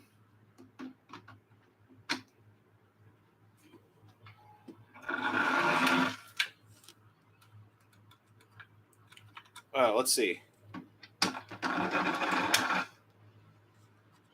I see what's up with her. All right, let's see. I got to open it back up. So guys, there's a mechanism on the inside of here, right here, and that bar, this plastic piece, isn't getting pulled back in all the way. So I think when I had this apart, I didn't put it back correctly. It's the best way I can explain it. So we're going to do that. Watching me catch things on fire. You know, that's the first time on a live stream I think something actually caught on fire. I'm impressed. The other direction, well, let's see. Tom. Let's see what that looks like.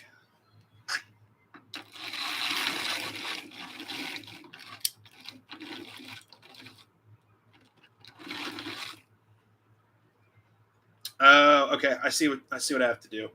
I have to put the shell on. Wow, that mechanism is all the way and back. There we go. Very, very nifty mechanism in here. Very simple and complex at the same time. Like, I wouldn't want to find parts for this. This is a nightmare. Look at that. That whole mechanism in there. Oh, man. Yeah, whoever had this before actually ran this pretty crazily. Yeah, there's some play in there.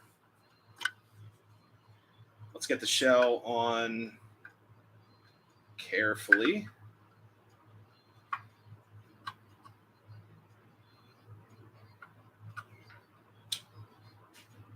I think that might have been my mistake right there. I moved the, I don't know. It was mean when it was loved. Oh. I've let the smoke unit or the smoke out of a lot of electronics. Oh, man. Yeah, I mean, things happen. I mean, flare-ups are good. That means it's burning up all the extra stuff it doesn't need. So in a way, I'm kind of glad that had a flare-up. Also slightly terrifying that I almost like lit my bench work on fire.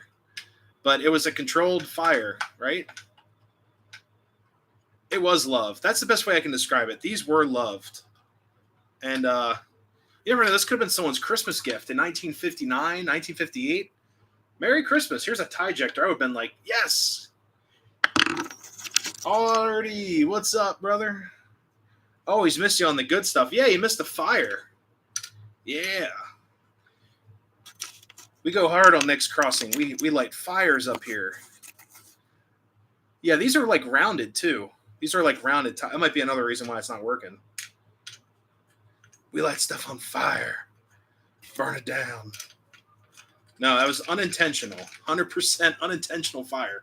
All right, let's see if this... It's going to at least release one. Here we go. Ready? Come back. Come back.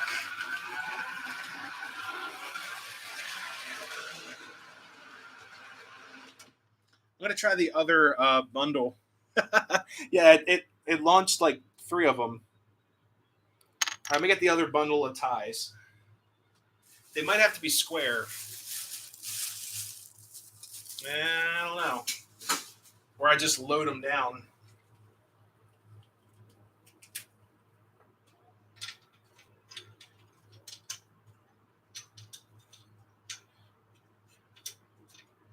All right, we're just adding a ton of them.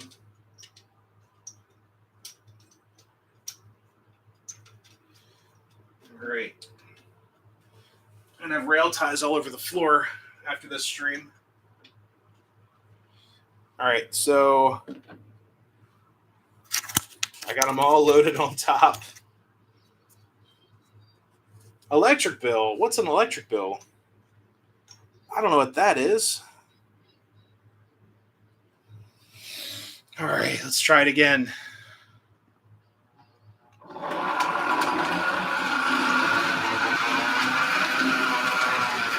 Nah.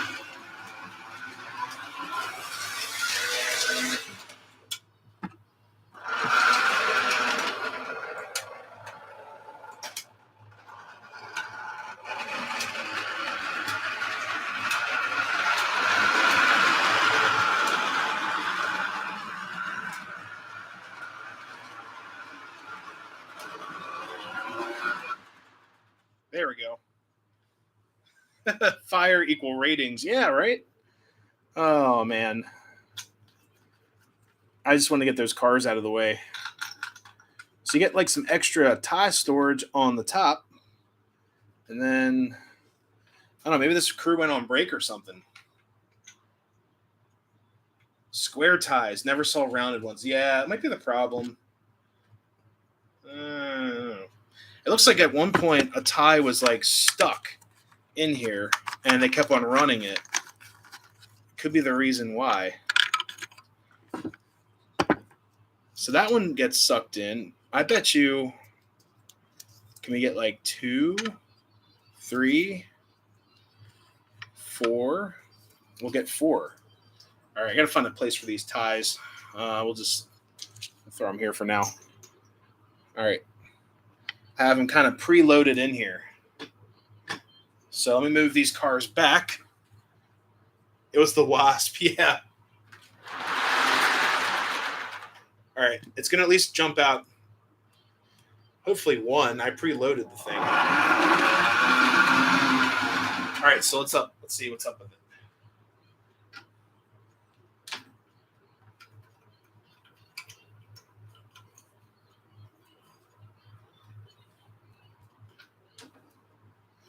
Yeah, I think there's just not enough. I think they just have to be smaller ties. I think these are just too big, and it's not. Yeah, that's what I'm trying to figure out, Sean. Like, I think these ties just it's like an octagon type shape on these. They're not completely rounded. It's like a stop sign. And I think what's going on here is that I'm trying to move it into position. I don't think it's getting enough space in there. Yeah, there's only one. Trying to get it to the mechanism to trip. Okay, so that's all the way down. Got to stand on top of it.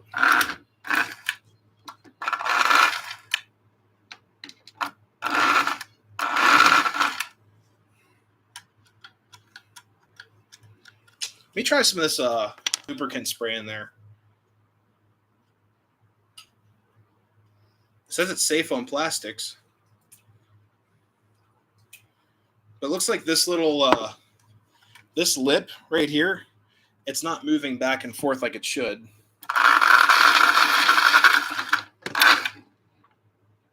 Oops.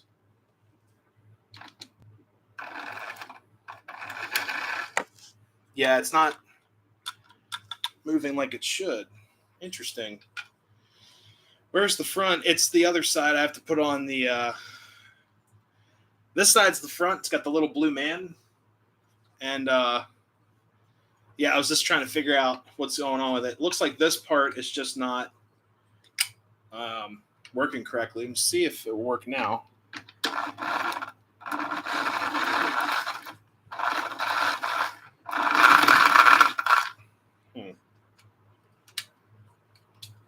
It's almost like a clutch engage.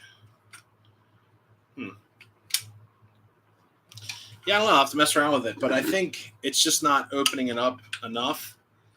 But yeah, it's flammable for sure. And this thing's hot. It's very warm. Might give her a break for the night. It did eject one tie. Just one. Yeah, so there's the shell right there. And yeah, there's some dirt and stuff. Let's see if we can get that mechanism kind of cleaned up.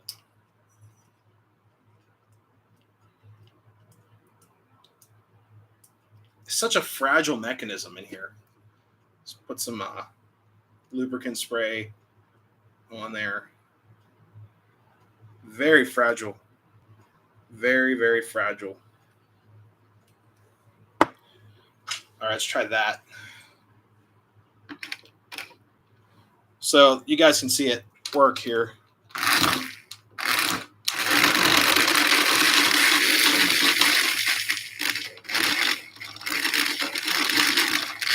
So, yeah, this little part's supposed to rock back and forth. It's just getting stuck. We try to put her back one more time. We'll give it one last spin. Burnout ties work better. Yeah, exactly. Yeah, it's we already had one fire on here. One thing I'm noticing, it is kind of crooked. So whoever ran this, man, they ran it like crazy. I'm just happy to have one, honestly. I think Lionel made TMCC versions of these and little DC motors and all that fun stuff, but this is the OG right here. And I've really just wanted a nice post-war piece to hang out with and run up here. That's working nicely. Let's see if that will work. A picture tomorrow. The original ties are supposed to look like. Thanks, Tom. And I don't think they're supposed to look like octagons. I think they're supposed to be square. All right, is that in there? All right, let's try that. Got the switch activated.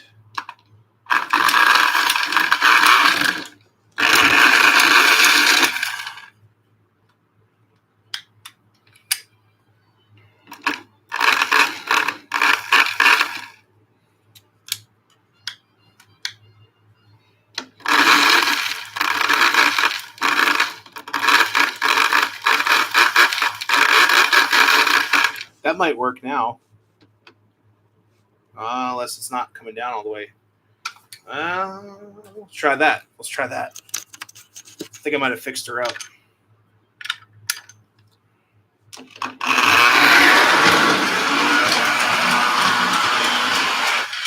Woo. Yeah, she wants to fly.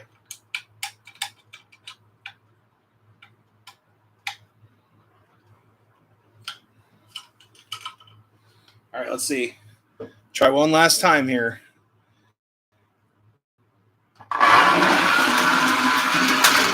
Boom.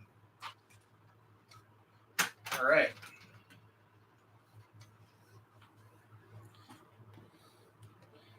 Yeah. Something's up with the movement in this one. So it's like it's not taking the mechanism all the way back. And oh, that's why right there. Hold up. I think the screw isn't supposed to be that tight on here. I'm just letting it up a little bit. Ooh, that'll do it. All right, I think I just fixed it. Yeah, the crash was this thing running into my passenger wall freight cars. Matchsticks, yeah, that'll work too. All right, so let me load her up with a couple ties. It should work now.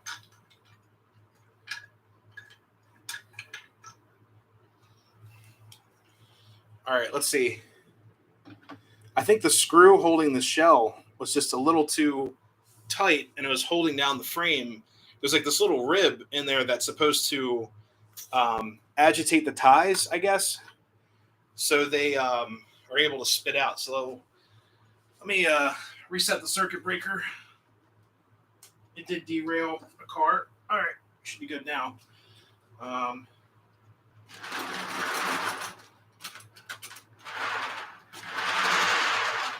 right, so let's eject some ties here.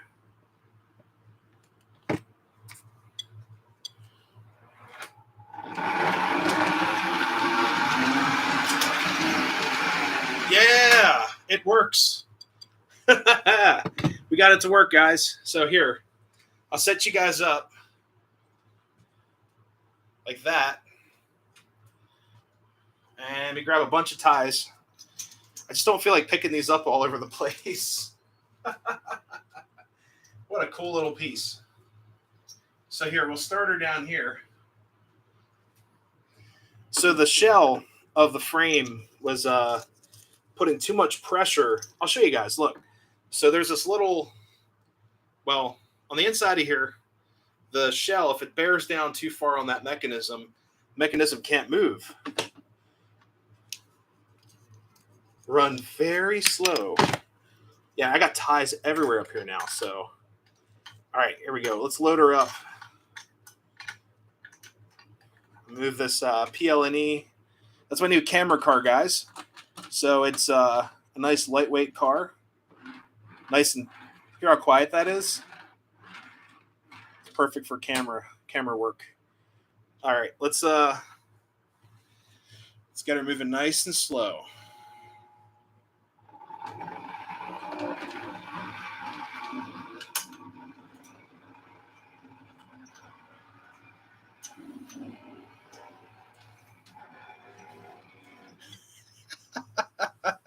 That is the coolest thing. That is seriously the coolest little accessory. Let me start her back even farther. Oh, man. That is just so cool.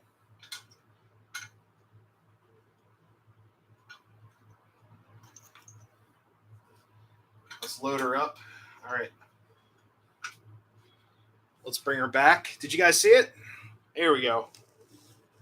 All right, here we go. Oh, man. Sparky, you missed the fire. You definitely missed the fire.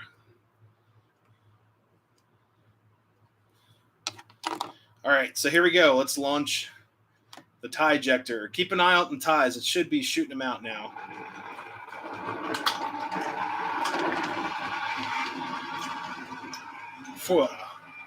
Yeah. That was awesome. Do it again. Do it again. Oh, man. That means I got to do a maintenance away video. Yes, we had a full flare-up fire with like orange and purple fire up here. Orange and purple fire. It was awesome. Stand back. Yeah, stand back. Here.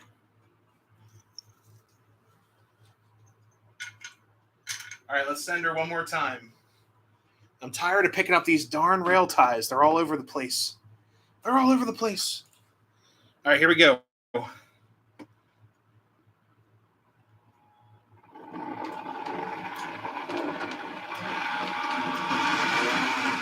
Oh, what happened? It broke. No.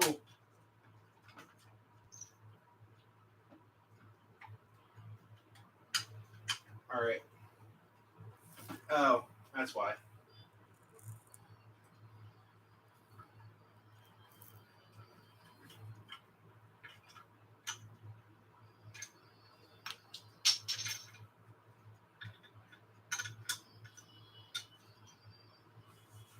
Rail ties everywhere. Everywhere. All right, let's put her back. All right, guys, here we go.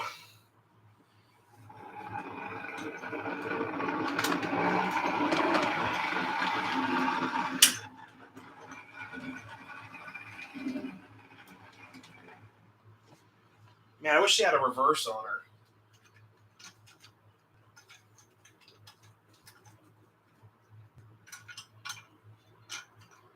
I could send it back.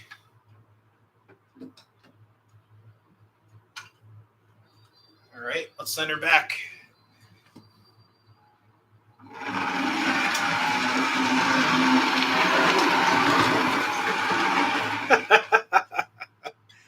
Oh, man, that is great. Yeah, she was jammed up.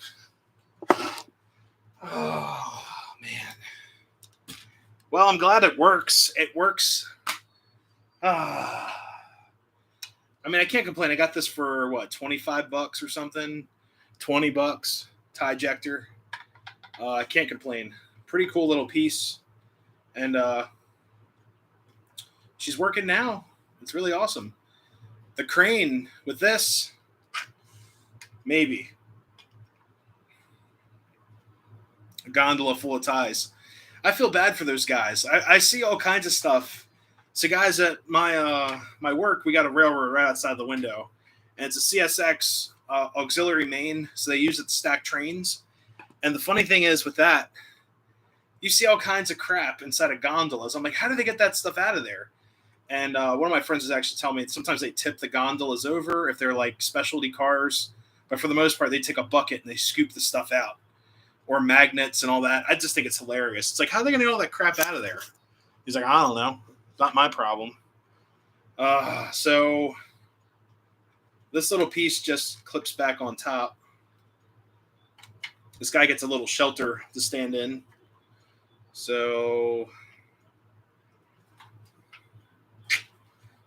let's see.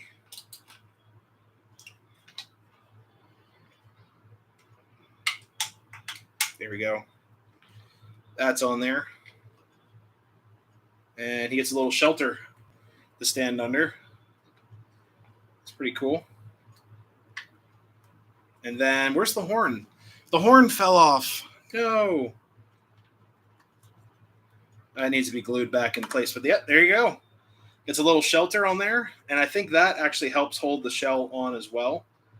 And you know what I just realized, guys? So the reason why the shell isn't perfectly perfect is that because the shell is melted on the inside. Looking at this, the shell is kind of bubbly towards the back.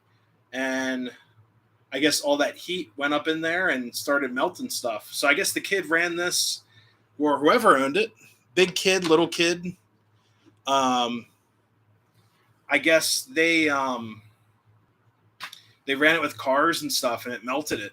So that might be why that everything's not really fitting perfectly in place there. But cool little piece, man. That's awesome. I love it. Little tie ejector. I want to run it. Let's run it one more time. One more time. Let's get some ties in there. One last time, then we'll run some trains. I know, the ballast tamper. Oh, man. The ballast tamper is a classic Lionel piece. You guys got me hooked on this thing. All right. Let's go for the long shot. One more time. Here we go. All aboard.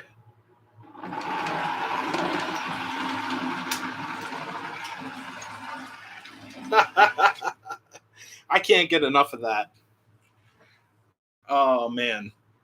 Jeez. What do you guys think of that? You think it's pretty cool? Goes nicely with the 264 operating forklift. Oh, geez. Nonsense. Oh, what did he say? Makes you a little too excited. Dude, it's awesome. It's awesome. They don't make them like they used to.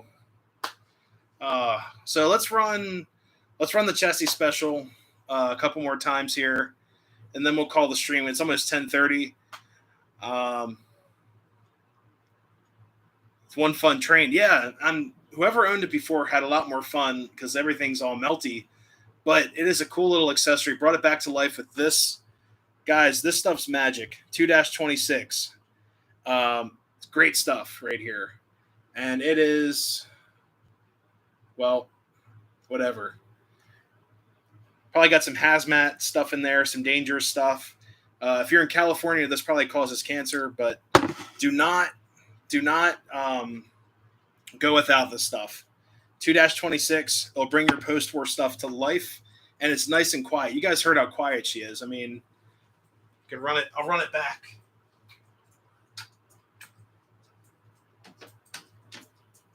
Well, here, I'll run it with the cars it's with.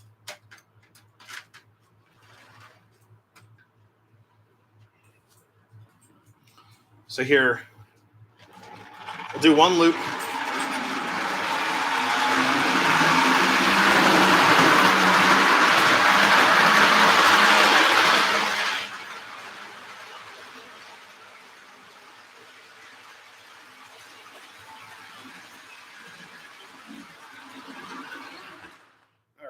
So she is nice and quiet. Hey, Raider, have a great night. Thank you so much for stopping in. Oh, man. Causes flames. Yes. Oh, yeah. And she smells like... Have you guys ever been in an elevator and it's got that nice ozone smell? You know what I'm talking about? Like an old Otis elevator? That's that smell I'm getting right here. That Otis elevator smell. Right there in the PRR 5511 tie ejector. Smells just like an Otis elevator. Wow. Maybe that's why they're all burning. I don't know. So I'm going to leave that off to the side. We'll turn the block off. Boom. On track one, we're going to run the Chessy special a couple more times, guys, and then we're going to call it a night. Got ties. Look at all these ties. What am I supposed to do with this? What a mess. What a mess. Yeah, run that Chessy. Yes. Hot grease. What train set do you think is the most underrated? Hogwarts Express by Lion Chief came out. You know what? I will say a very underrated set. The Halloween set. You know, the end of the line Express. I'm actually looking at getting one of those for this Halloween. I got a bunch of Halloween stuff planned, and that's a really cool set. And I feel like it is an underrated set. And you also have the UFO set, or the Area 51 set, which is really, really cool. Let me take this Alco out of the way. I'll put her in the maintenance away. Trackage. All right. All right, guys, Chessy special time. Move those freight cars out of the way.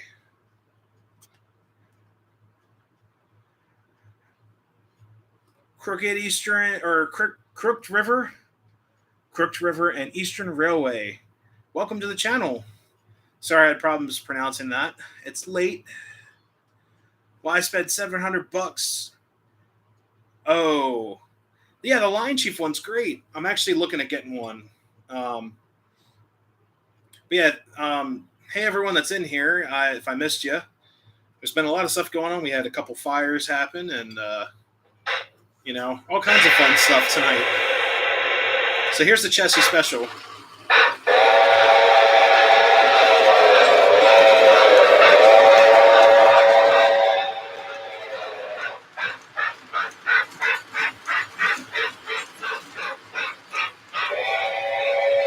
Megan Strasburg and May. Very cool. That was an awesome day. That's the last time I've been there.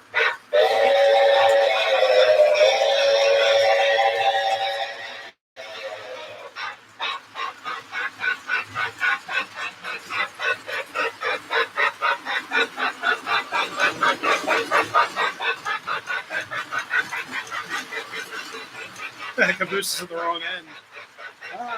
Yeah, I guess.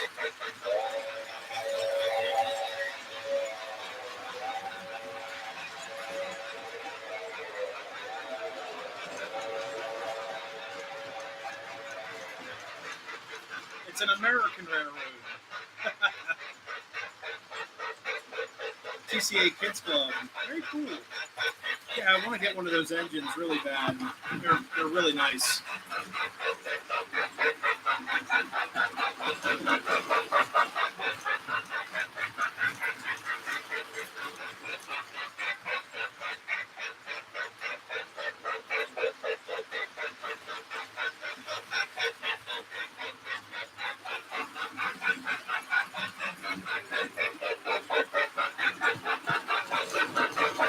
There is a smoke unit. Let's see.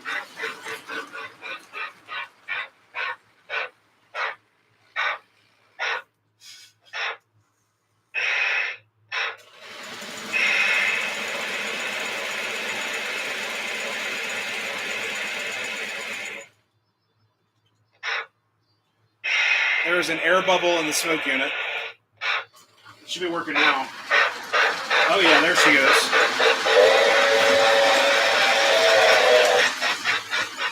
Jeff, the engine was only $250, but I've seen them go for like $1,000.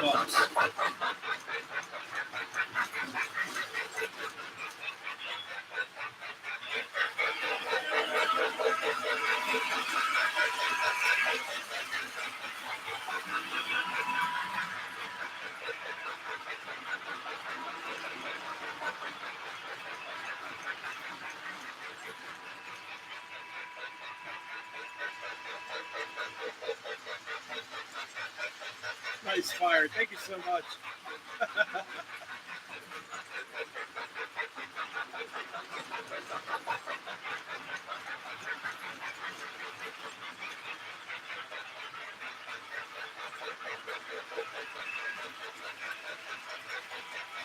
Hey, train guy, how's it going?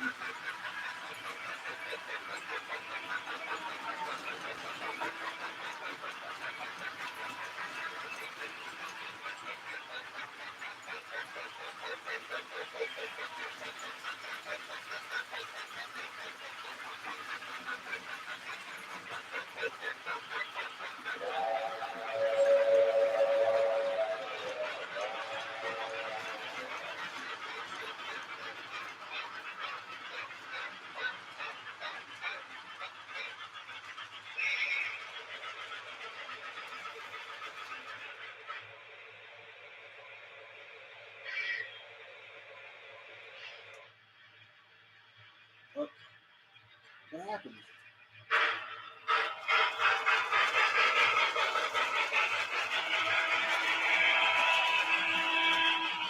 Run the passenger turn up full throttle and walk away. Oh no.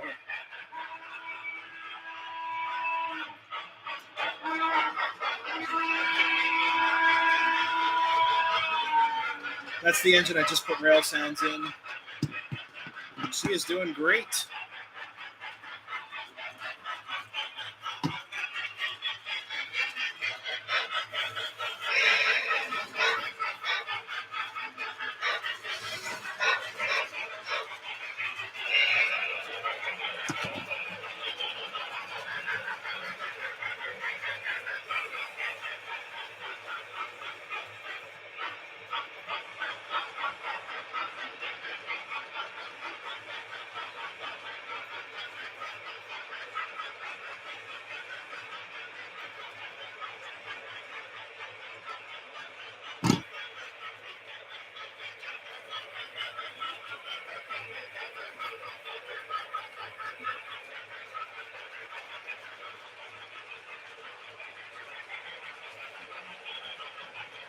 All right.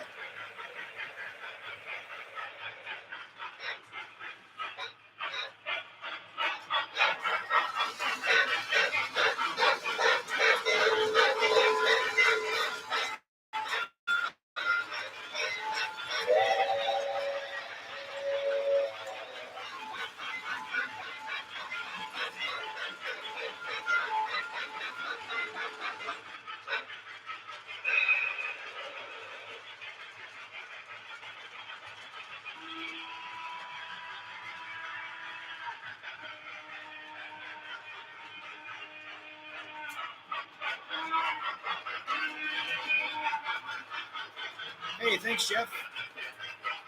Yeah, I think I added too much smoke fluid to the Chessy. The Conrail steam, I do not have that one.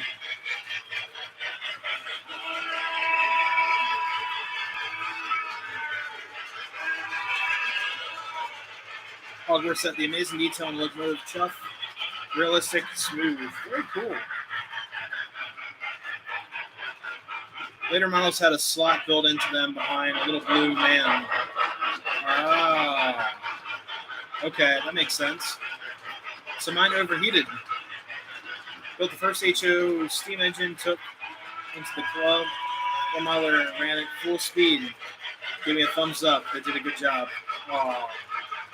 The cat is purdy. I also say, where's my cat?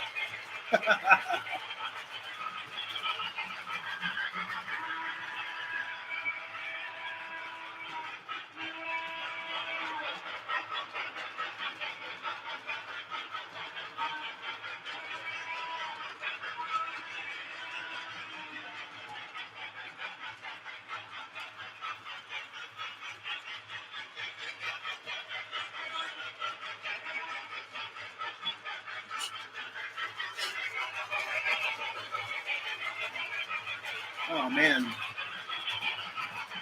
Much better on 042. Had to buy 042 curves and struggle and derail. I guess there's a dirty spot in my track right there.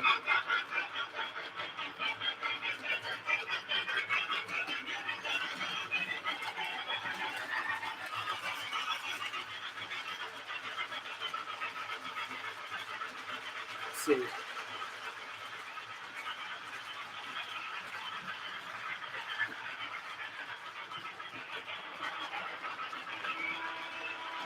Hey, thank you so much, Peter. Yeah, the T1's pretty cool. I think I just have to, let's see. Yeah, 042. Up here I've got 054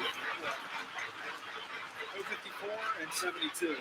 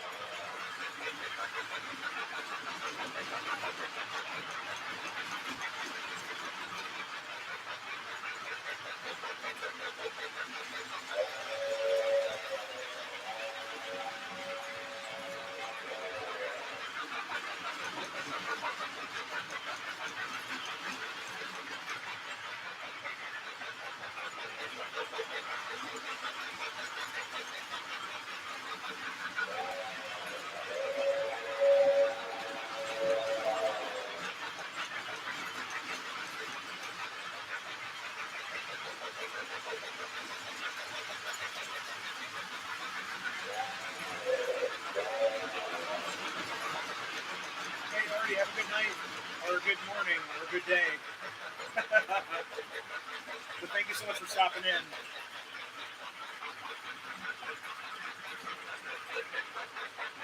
Mine does not have a slot. There's no slot in there. I don't think I melted her.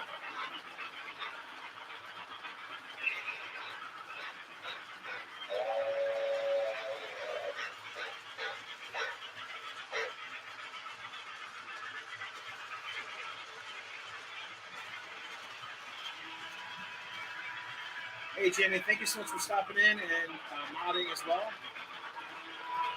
I'm going to call it soon, guys.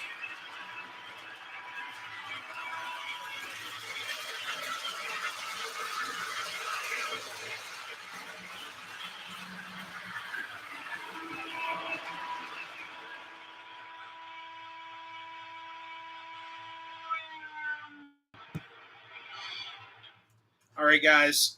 What an eventful night. Live stream. Holy moly. Shoo. That was awesome. So hopefully you guys had a lot of fun during this live stream. A lot of unexpected things like, tie ejectors catching on fire. Terrifying. Crazy. Got the Chessy system running. I think I have to turn her over. I think there's too much smoke fluid in her, so I'll have to, give her a good belch, I guess. She drank too much, and now she can't get it up. So the early 57 version, is that more rare? Tom, is that rare or something? Oh, man, thank you guys so much. Yeah, it's definitely fun. You guys are always so much fun. And you're like, open up the unit and all that. And it explains why there's a small defect. I'll mention that when I do the review on my MOW stuff. But yeah, guys, thank you so much for stopping in. What an awesome day. What a great fire. Yeah, not expecting that. I got to clean up all these railroad ties all over my layout. Oh, man. But everyone, thank you so much for stopping in. Have a great week. Have a safe week. I've got some more tutorial stuff coming out, and we'll have fun with that. And I might do a review on the tie ejector and some other stuff. Yeah, and the Wasp. Can't forget about the Wasp. Oh, man. But yeah, guys, how long ago was the fire? Oh, like 20 minutes. Just go back to when I opened up the tie ejector in the replay, and you'll see the fire. It was pretty crazy. All kinds of flames. Green, orange, purple, white flame. Yeah, it was hot too, and I just blew on it. So I didn't melt this one, I promise. The shell wasn't on it, but whoever ran this thing into the ground, they melted her. So it wasn't me, guys. It wasn't me. But anyways, guys, have a great night. As always, happy railroading. We'll see you next time. Stay tuned on the channel. Have a great week. Hopefully it gets cooler out. It's boiling up here, but I'll see you guys later. Bye, guys. Have a good night.